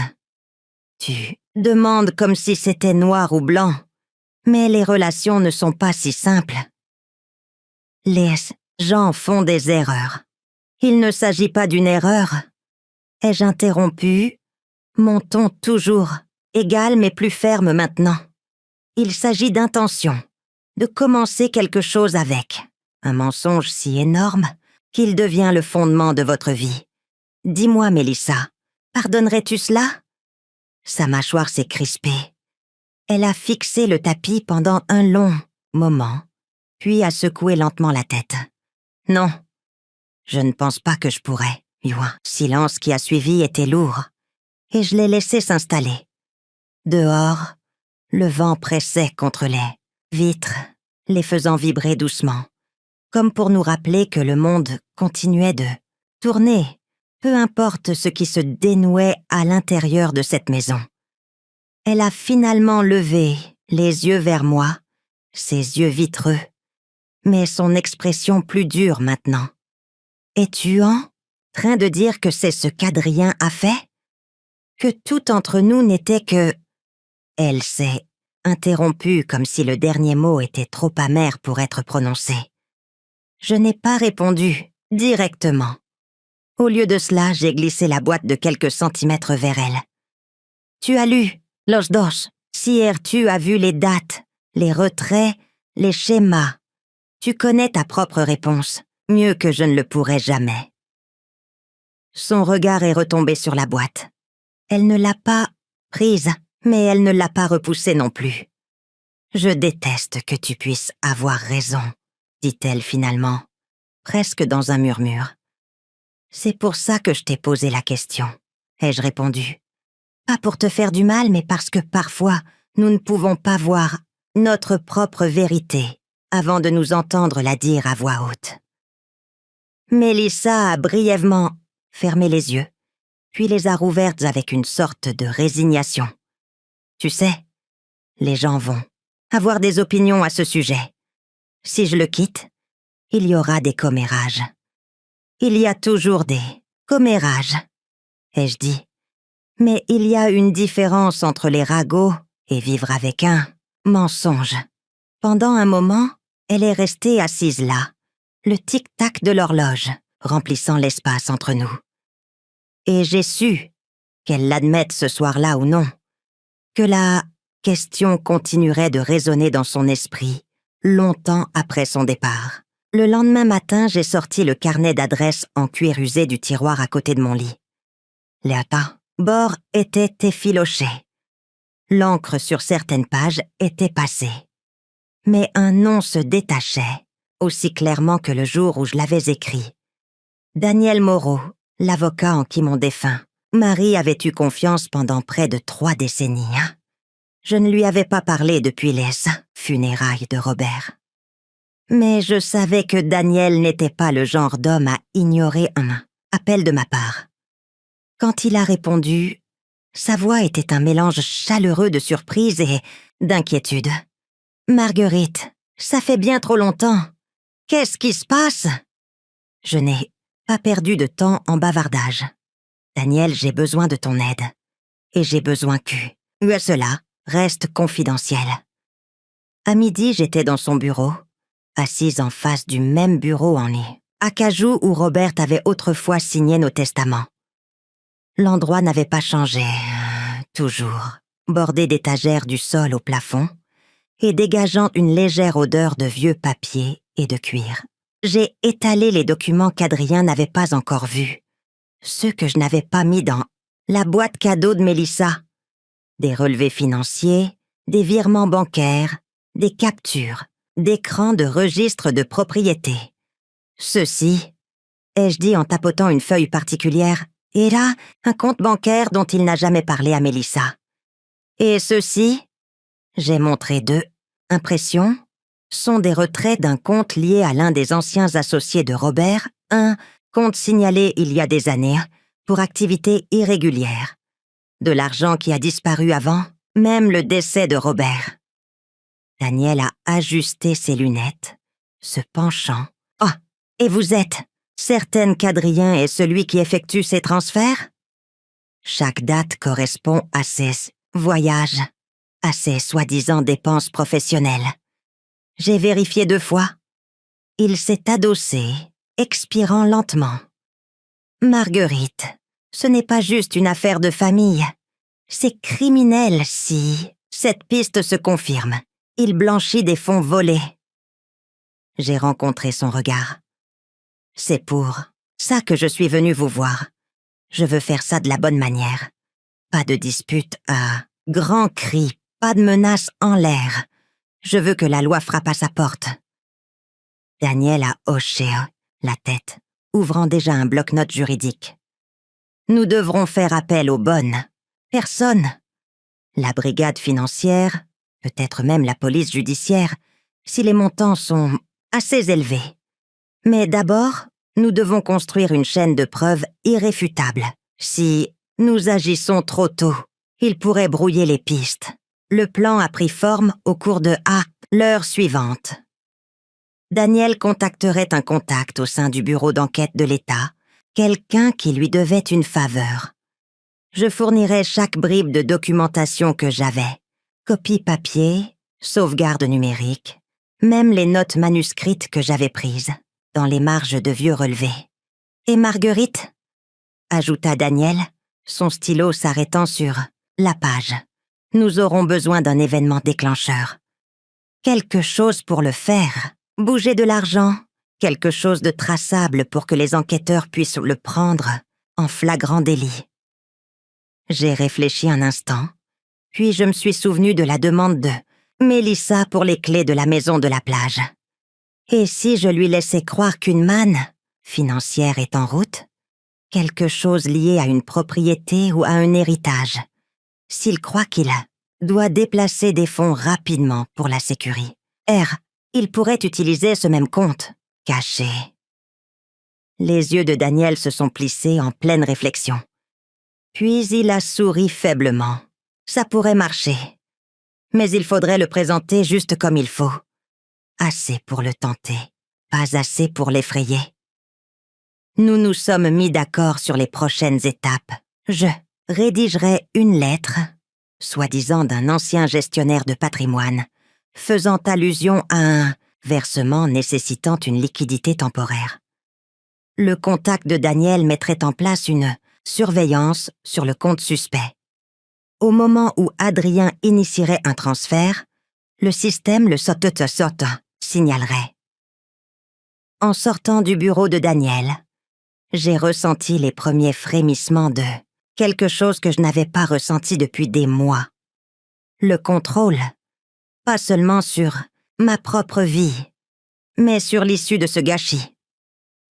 De retour à la maison, je me suis préparé une tasse de thé La vapeur s'élève, vent en volute comme une lente expiration. Sur la table de la cuisine, j'ai de nouveau étalé mes dossiers. Cette fois en piles bien ordonnées, étiquetées, actifs, transferts, relevés, notes personnelles. Il ne s'agissait plus de vengeance. Il s'agissait de s'assurer que le genre de manipulation d'Adrien ne trouverait pas une autre cible. Mélissa pourrait décider par elle-même de rester ou de partir, mais elle déciderait avec la vérité mise, à nu, pas un conte de fées qu'Adrien lui avait vendu. Cette nuit-là, j'ai tapé la lettre dont Daniel et moi avions discuté, l'imprimant sur un papier crème épais qui avait l'air convenablement officiel. Les mots étaient assez vagues pour passer un examen superficiel, mais pour quelqu'un comme Adrien, avide d'un accès rapide à la richesse, il se lirait comme un feu vert. Je l'ai scellé dans une enveloppe, pressant le rabat avec une main, ferme, en L, et faisant j'ai réalisé quelque chose. Je n'étais pas nerveuse. Pour la première fois depuis longtemps, mon rythme cardiaque était calme, ma respiration régulière. Adrien pensait avoir construit un château de cartes sur un sol solide. D'ici la fin de cette histoire, la loi retirerait elle-même la carte du bas et je n'aurais pas à lever le petit doigt. Juste à regarder tout s'effondrer. 3 jours après l'envoi de la lettre, Mélissa m'a envoyé un SMS depuis sa voiture sur le parking du supermarché. Il a mordu à l'hameçon. J'enverrai le message que tu as suggéré. Ce soir, nous avions convenu que l'appât viendrait d'elle, pas de moi. Adrien croyait toujours qu'elle oscillait entre la loyauté envers lui et une confiance prudente en moi. Et cette illusion était notre arme la plus puissante. À 19h13, mon téléphone a de nouveau vibré. Cette fois, une capture d'écran de son SMS à lui. « Hé, maman a parlé de nous aider avec la rénovation de la maison. » Elle a laissé entendre qu'elle pourrait débloquer certains des investissements de son défunt mari. Elle a dit qu'elle en parlerait plus si tu venais en temps. Personne. C'était assez désinvolte pour paraître non planifié, mais chaque mot avait été conçu pour appuyer sur les boutons d'Adrien. L'argent, l'opportunité et l'idée que c'était déjà en mouvement. Il était de retour en ville, moins de 24 heures plus tard. Mélissa m'a dit qu'elle l'occuperait pendant un certain temps, puis se souviendrait de m'inviter pour un café, afin que nous puissions tous en parler. C'était bien sûr un piège, bien qu'il ne sût pas que le 3e invité à la table serait silencieux. Le dispositif d'enregistrement dans la poche de mon gilet. Quand j'ai ouvert la porte, Adrien portait sa meilleure imitation de sincérité. Ses cheveux étaient soigneusement dépeignés. Le col de sa chemise était pressé un peu trop vivement, comme s'il s'était habillé pour un entretien d'embauche. Son sourire était chaleureux, mais il n'atteignait pas ses yeux. « Marguerite » commença-t-il, son ton bas et contrit. « Je vous dois des excuses. » Je lui ai fait signe de s'approcher de la table de la cuisine, notant comment il balayait la pièce du regard comme un homme cherchant des pièges. « Vraiment ?» ai-je demandé, gardant ma voix neutre. Mélissa s'est glissée sur le siège à côté de lui, plaçant une tasse de café devant chacun de nous. Ses mains tremblaient légèrement, mais ses yeux restaient fermes. Elle connaissait son rôle. « J'ai été sous beaucoup de pression, » a continué Adrien. « Le travail, la famille. J'ai laissé ça me submerger. J'ai dit des choses que je ne pensais pas et je ne vous ai pas traité comme la mère de Mélissa devrait être traitée. Un microsignal est apparu ici. Sa formulation était trop polie, comme si elle était répétée. Le vrai remords trébuche généralement sur ses propres mots. J'ai siroté mon café, lui laissant de l'espace pour continuer à parler. Je pense que nous pouvons mettre le passé derrière nous. Repartir à zéro. Il a pris la main de Mélissa, la serrant, surtout avec cette rénovation de maison. Nous pouvons tous être sur la même longueur d'onde maintenant. Mélissa a hoché la tête faiblement, mais j'ai surpris une lueur dans son regard. Elle l'avait remarqué aussi. Il glissait la conversation sur l'argent dans le discours de pardon. J'ai laissé un temps de silence, puis j'ai demandé « Alors, de quoi aurais-tu besoin exactement pour repartir à zéro, Adrien ?» Il s'est adossé, feignant la désinvolture. « Juste de la liquidité, vous savez.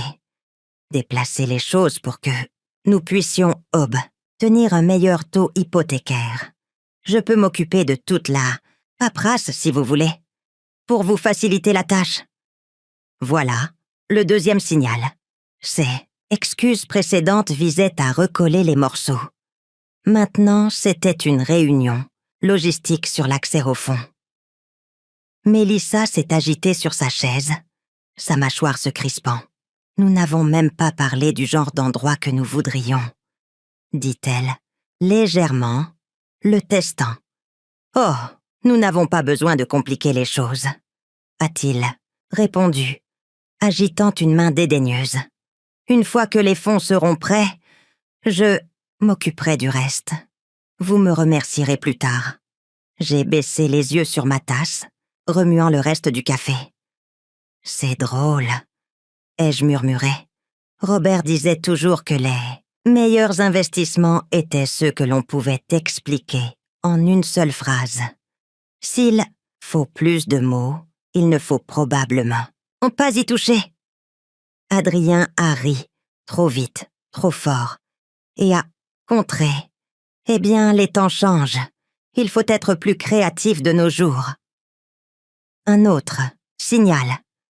Créatif. Dans la bouche d'Adrien, cela signifiait tordre les règles jusqu'à ce qu'elles se brisant. Nous avons passé encore 20 minutes à tourner autour du sujet. De temps en temps, il laissait tomber un détail contradictoire, affirmant d'abord que son travail était solide, puis admettant qu'il était entre deux contrats, insistant sur le fait qu'il ne toucherait jamais à l'argent de la famille, puis proposant des transferts temporaires pour couvrir les dépenses.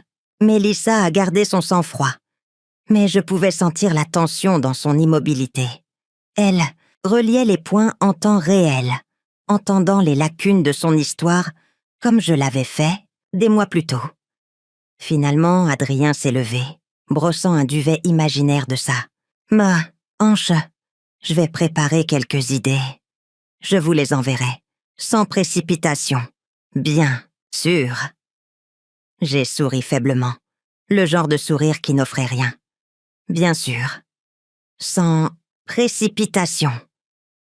Alors que la porte se fermait derrière lui, Mélissa a expiré bruyamment, comme si elle avait retenu sa respiration depuis son arrivée. « Maman !» dit-elle doucement. « Il ment surtout. » J'ai tendu la main sur la table, prenant la sienne. Non pas comme un appât cette fois, mais comme une encre. « Alors il est temps, » ai-je dit, ma voix posée, « de laisser la vérité parler. » Dans ma poche, la petite lumière rouge de l'enregistreur a clignoté une fois avant de s'éteindre. Chaque signal, chaque lapsus, chaque contradiction était maintenant préservé. Pas seulement dans mon esprit, mais dans un fichier qu'il serait difficile de contester lorsque les bonnes personnes appuieraient sur lecture. C'est arrivé plus vite que je ne l'avais imaginé. 2 jours après notre conversation autour d'un café, Mélissa a envoyé à Adrien un SMS désinvolte pour lui proposer de passer, finaliser leur plan de rénovation de la maison. Elle m'a mis en copie sur l'heure, 15 heures, et a laissé le reste aux personnes qui le cernaient discrètement depuis des semaines. Je suis arrivée 10 minutes en avance, non pas pour participer à la conversation, mais pour être présente. J'avais apporté un thermos de thé Earl Grey, versé dans ma tasse en porcelaine, préférée, et je me suis installée au coin de la table de la salle à manger de Mélissa, pour Quiconque regardait de l'extérieur, j'étais simplement une mère vieillissante, savourant son thé pendant que sa fille et son gendre parlaient d'immobilier. Adrien est entré à 15 heures, précise, avec le même air poli qu'auparavant, mais avec une pointe d'excitation qui, où elle est née, pouvait cacher. Il m'a à peine salué avant de se lancer dans son argumentaire. À quelle vitesse nous pouvions réallouer les fonds, avec quelle fluidité il pouvait gérer les transactions sans me déranger avec la paperasse. Mélissa a hoché la tête et a posé les questions suggestives que nous avions répétées. Et si maman ne veut pas mêler son argent à ça, que ferais-tu alors? Il a ri, se penchant en arrière comme si la question était ridicule. Bien sûr qu'elle le voudra. C'est pour ça que je t'ai épousée. Il a fait une pause, affichant un sourire narquois comme si c'était une blague privée. Pas seulement pour l'amour, tu sais. Nous construisons un avenir ici. Et ces ressources, elles rendent cela possible. Les mots étaient à peine sortis de sa bouche que la porte d'entrée s'est ouverte, brusquement. Des agents de la police judiciaire. L'air a changé en un instant. 2 hommes, en blouson avec l'inscription « Police judiciaire », en lettres jaunes bien visibles sont entrés, suivis d'une femme tenant un dossier épais. Adrien s'est figé, son sourire narquois se transformant en quelque chose de flasque et sans couleur. Adrien Legrand a dit l'un, d'eux sèchement. Vous êtes en état d'arrestation pour escroquerie, blanchiment d'argent et association de malfaiteurs. Les menottes ont cliqué autour de ses poignets, avec une certitude métallique, le son ponctuant le moment comme un coup de marteau. Mélissa s'est assise en arrière, les yeux écarquillés, mais stable. Elle m'a jeté un regard, non pas pour chercher des conseils, mais pour confirmer ce qu'elle savait déjà. C'était la fin de son petit. Empire Adrien s'est tourné vers moi. Puis son visage s'est tordu d'incrédulité. Tu m'as piégé. Je n'ai pas répondu. Je n'en avais pas besoin. Au lieu de cela, j'ai posé délicatement ma tasse sur sa soucoupe. La porcelaine a produit un cliquetis doux et décisif. Dans ce petit son, il y avait tout. Les mois d'observation silencieuse, la lente collecte de fils, la patience de les laisser se nouer eux-mêmes autour de lui. L'agent principal a lu ses droits, à Adrien pendant qu'un autre commençait à énumérer les preuves. Des virements bancaires liés à des comptes écrans. Des avoirs à l'étranger liés à un partenariat dissous de l'ancienne société de mon défunt mari. Des enregistrements de communication où Adrien décrivait sa stratégie pour se marier afin d'obtenir une sécurité financière. Il a bafouillé, essayant de nier. Mais chaque protestation était engloutie par un autre fait, un autre document, un autre horodatage. L'affaire contre lui n'était plus une toile. C'était un mur, solide et inébranlable. Les mains de Mélissa étaient jointes fermement, ment sur ses genoux, ses épaules tendues, mais son menton haut. Elle n'a plus regardé Adrien après que l'agent a commencé à le guider vers la porte. Quand ils sont sortis, j'ai aperçu les enfants du quartier, interrompus en plein jeu sur le trottoir, leurs ballons de basket posés contre le bord. Les yeux d'Adrien ont parcouru les environs comme s'il cherchait un coin pour disparaître, mais il n'y avait nulle part où aller. La dernière chose que j'ai vue avant que la porte ne se referme était l'éclat des menottes dans la lumière de l'après-midi. Un renversement si complet qu'il semblait presque irréel. À l'intérieur, le silence était épais. Le premier souffle de Mélissa est sorti tremblant. Je ne sais pas si je devrais te remercier ou te détester de ne pas me l'avoir dit plus tôt. J'ai rencontré son regard, le mien stable. Je ne voulais pas que tu l'entendes de moi. Je voulais que tu l'entendes de lui. Elle a baissé les yeux, le combat s'évanouissant en elle. Eh bien, je l'ai entendu. Je me suis levée, rassemblant ma tasse et ma soucoupe. Le thé était maintenant tiède, mais j'ai pris une dernière gorgée avant de me diriger vers la cuisine. Dehors, le bruit des portières de voitures et le vrombissement lointain des moteurs se sont estompés. Pour la première fois depuis des mois, la maison semblait calme. Pas vide, juste calme. Le genre de calme qui suit après que quelque chose de faux a été balayé. J'ai rincé la tasse, les séché avec soin et les remis à sa place dans le placard. Parfois, il n'est pas nécessaire de crier pour que la justice arrive. Parfois, tout ce qu'il faut, c'est de la patience et savoir quand poser la tasse. Le palais de justice sentait légèrement le bois verni, et le papier, un étrange mélange de permanence et de fragilité. J'étais à 6 au 2e rang, les mains sagement croisées sur mes genoux, tandis que le murmure des voix emplissait la salle comme le bourdonnement sourd d'un orage qui approche. Mélissa était déjà à l'avant, debout à côté du procureur. Elle paraissait plus petite que d'habitude, sous le poids de l'environnement, mais il y avait une fermeté dans sa posture qui n'était pas là il y a quelques mois. Aujourd'hui, elle n'était pas la femme d'Adrien. Elle était un témoin. L'huissier a appelé le tribunal à l'ordre, et le juge est entré. Un homme grand aux cheveux d'argent et aux yeux qui ne manquaient rien. Adrien a été amené, flanqué de 2 adjoints. Il portait un simple costume gris au lieu de ses blazers sur mesure. Mais l'arrogance s'accrochait à lui comme une seconde peau. Il m'a jeté un regard une fois, un sourire narquois se dessinant comme pour dire que tout cela n'était qu'un malentendu dont il se sortirait en parlant. Il n'a pas remarqué Jeanne, 3 sièges à ma gauche. Elle était assise le dos droit, ses mains reposant légèrement sur son sac à main, ses yeux fixés sur l'avant.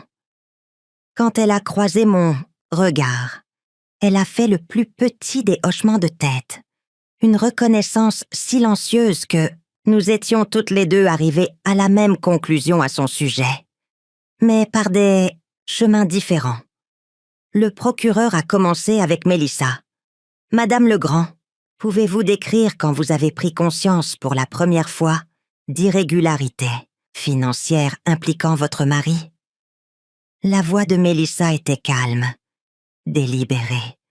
Elle a raconté les petites choses, les retraits en espèces avec des explications vagues, les documents qu'elle n'avait pas le droit de voir, les voyages d'affaires soudains.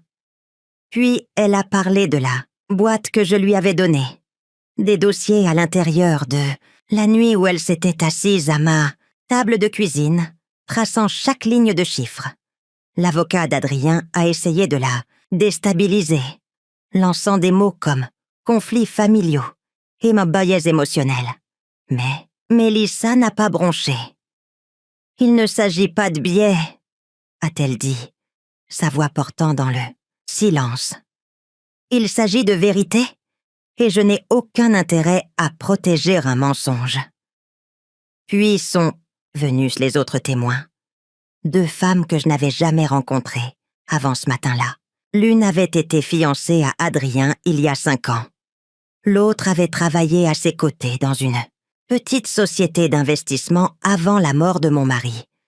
Leurs histoires étaient inconfortablement familières. Le charme, la romance éclair ou l'amitié, l'implication soudaine dans des opportunités communes et l'inévitable disparition lorsque des questions se posaient. Les 2 femmes avaient perdu non seulement de l'argent, mais aussi leur confiance dans les gens, dans leur propre jugement. Les écouter était comme entendre les échos de la même chanson chantée dans des tonalités différentes. Il m'est alors venu à l'esprit que mon rôle n'avait pas été unique, juste le dernier couplet d'un schéma qui aurait pu continuer indéfiniment si quelqu'un n'avait pas coupé la musique. Pendant une suspension d'audience, Je suis sortie dans le couloir pour prendre l'air. La lumière des hautes fenêtres tombait sur le sol en marbre, formant des flaques d'or doux. Jeanne est venue se tenir à côté de moi. « Tu sais, » dit-elle doucement, « la première fois que je l'ai vue avec Mélissa, j'ai pensé, il la manipule. Je n'avais juste pas la preuve. Tu m'as donné le fil, ai-je répondu. Je n'ai fait que le tirer. Elle a eu un petit rire, pas méchant. Eh, bien, tu l'as bien tiré. Puis, plus doucement. Elle a de la chance que tu sois sa mère. Quand nous sommes retournés dans la salle d'audience, c'était au tour de la défense de présenter son cas. Adrien a pris la barre. Il a tenté la vieille performance, ton humble, expression regrettable. Mais cela sonnait creux. Chaque mot soigneusement choisi se heurtait au mur solide de preuves que le procureur avait construit.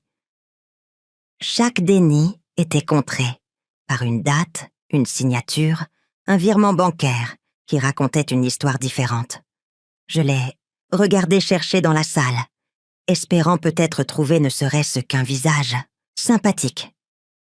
Mais Mélissa regardait droit devant elle. Les regards des autres femmes étaient froids, et les yeux de Jeanne étaient fixés sur lui, comme une épingle tenant un insecte en place. Au moment où le juge a appelé aux plaidoiries finales, l'atmosphère avait changé. Il ne s'agissait plus de savoir s'il était coupable. Il s'agissait de savoir combien de temps il faudrait pour que le marteau le confirme. Le procureur a terminé simplement. « Monsieur le juge, ce n'est pas seulement une affaire de délinquance financière. C'est une affaire d'exploitation délibérée, de la confiance, de l'amour et de la croyance que les gens détourneront le regard. Lorsque la trahison porte un visage charmant, lorsque le tribunal a levé la séance pour la journée, nous sommes sortis lentement. Dans le couloir, Mélissa est venue se tenir à côté de moi. Elle n'a pas parlé au début, a juste laissé échapper un long soupir. « Tu avais raison », a-t-elle finalement dit. « Certaines vérités, il faut les voir par soi-même. » J'ai touché légèrement sa main. Et maintenant, c'est le cas. Alors que nous marchions vers la sortie, j'ai croisé le regard de Jeanne une dernière fois.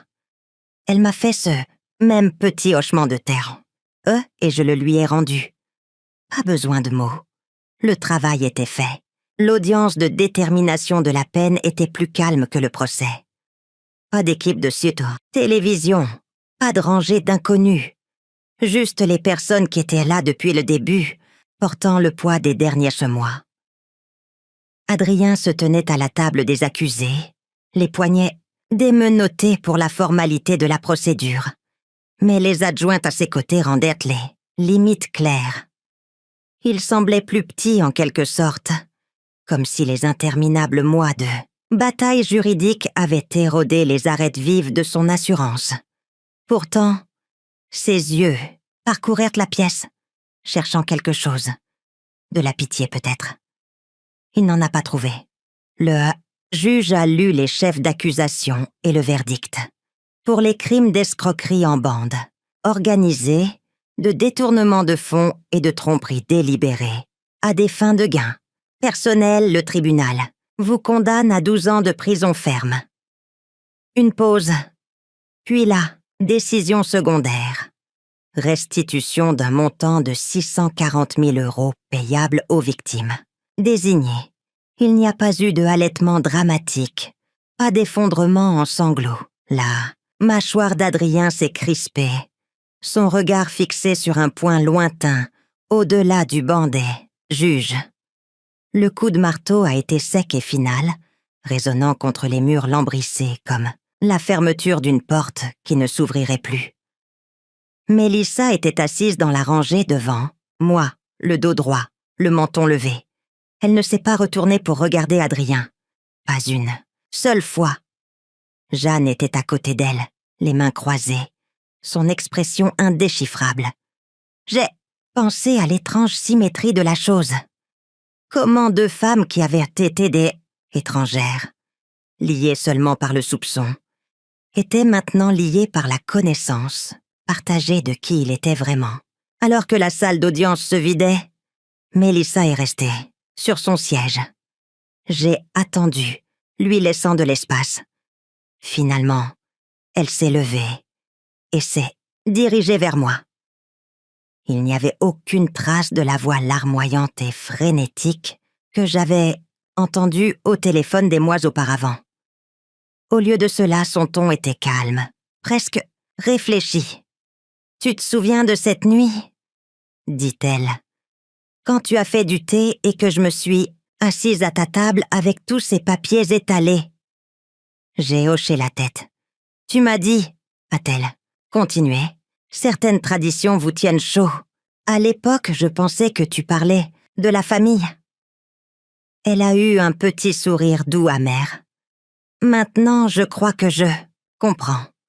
Certaines traditions vous tiennent effectivement chaud, et d'autres, il faut les reconstruire soi-même. » Les mots se sont installés dans l'espace entre nous, non pas comme une bile, et sûre, mais comme une vérité tranquille.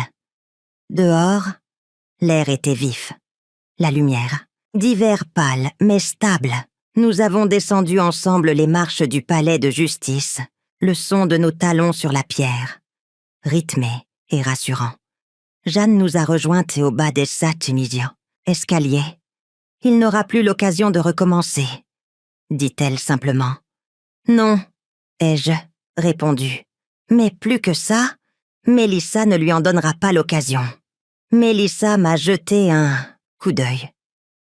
Et pendant un instant, j'ai vu non pas la douleur ou la trahison, mais les débuts de quelque chose de plus fort. Ce n'était pas exactement de la défiance.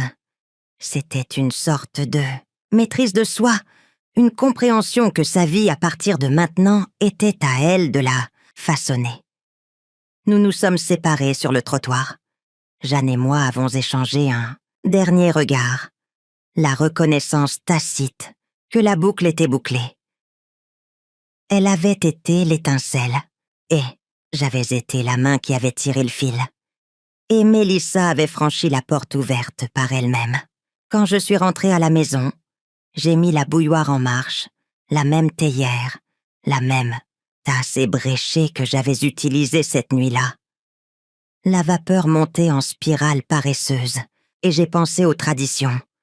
Comment certaines sont héritées, d'autres sont sauvées, et d'autres sont entièrement nouvelles. La voix de Mélissa résonnait dans mon esprit. Et d'autres, il faut les reconstruire soi-même. Il m'est venu à l'esprit que c'était peut-être ça, le véritable héritage que nous nous transmettons les uns aux autres, non pas des objets, non, pas de l'argent, mais la permission de prendre ce qui est bon, de laisser ce qui est nuisible, et de recommencer sans excuse. J'ai porté mon thé à la fenêtre, et j'ai regardé le soleil pâle descendre plus bas, colorant les bords des nuages, en or. La maison était silencieuse, mais pas vide, plus maintenant. La maison de la plage respirait différemment à la fin de l'automne.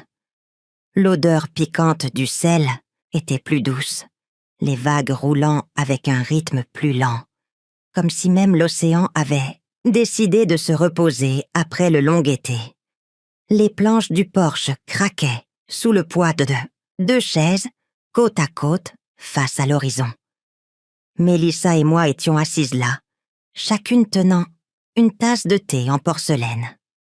L'air était assez frais pour que la vapeur s'enroule, épaisse et visible, tourbillonnant vers le haut, avant de disparaître dans la lumière déclinante. Le service était le même que j'utilisais depuis des années. Blanc avec une délicate vigne bleue encerclant le bord, à l'exception de la tasse entre les mains de Mélissa. Celle-là était nouvelle. Elle l'avait trouvée dans une petite boutique en ville et avait dit qu'elle avait là d'être à sa place. C'était le cas. Elle a posé la tasse sur son genou un instant, traçant l'anse avec son pouce. « Je voulais que tu en aies une qui soit à toi. » dit-elle doucement. Pas parce que tu avais besoin d'une autre tasse, mais parce que, eh bien, certaines choses méritent un nouveau départ. J'ai souri, laissant la chaleur du thé s'infiltrer dans mes mains. Le vent jouait avec une mèche de ses cheveux. Et pour la première fois depuis des mois, j'ai vu une douceur sur son visage. Pas la fragilité de quelqu'un qui se retient, mais la stabilité de quelqu'un qui a commencé à faire à nouveau confiance au sol sous ses pieds. Nous n'avons pas beaucoup parlé après ça. Le silence n'était pas lourd. Il était confortable. Le genre de calme qui se mérite, comme une couverture partagée par une journée froide. Le soleil avait commencé sa lente descente, projetant une nappe d'or et de ose sur l'eau. Quelques mouettes dérivaient paresseusement au-dessus, leurs cris lointains, sans hâte. Mélissa a pris une gorgée et s'est adossée à sa chaise. « C'est étrange, dit-elle, finalement. Je pensais que cet endroit me rappellerait toujours lui, les mensonges. » Elle a regardé autour d'elle les balustrades usées, le romarin en pot s'accrochant encore au verre, malgré la saison. Mais ce n'est pas le cas. Plus maintenant. Je comprenais. La maison n'avait pas changé. Nous, si. De la cuisine. Le léger cliquetis de la bouilloire se posant sur la cuisinière nous est parvenu, porté par la porte ouverte. J'ai pensé à tous les après-midi que j'avais passé ici ou seul, une tasse à la main, me demandant comment tout s'était effondré si rapidement. Et maintenant, nous étions là, deux femmes qui avaient survécu à la même tempête, assises dans le calme qui suivait. Les yeux de Mélissa ont suivi un bateau de pêche retournant vers le port. « Je n'arrête pas de penser aux traditions, » dit-elle.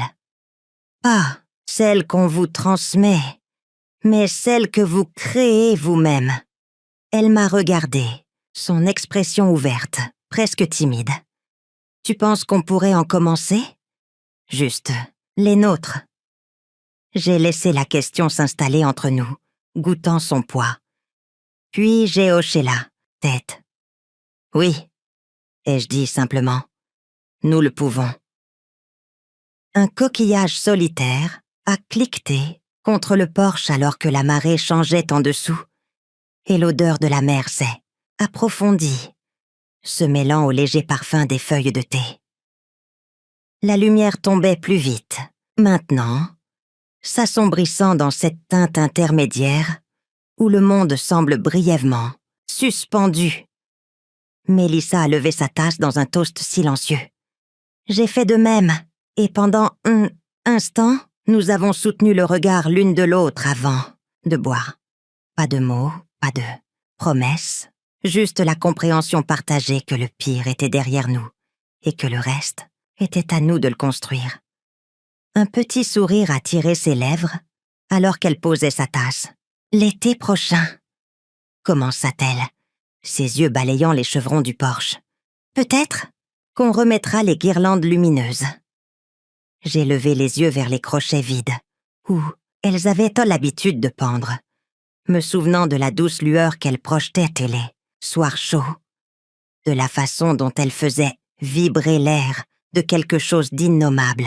Et j'ai pensé, oui, l'été prochain peut être bien.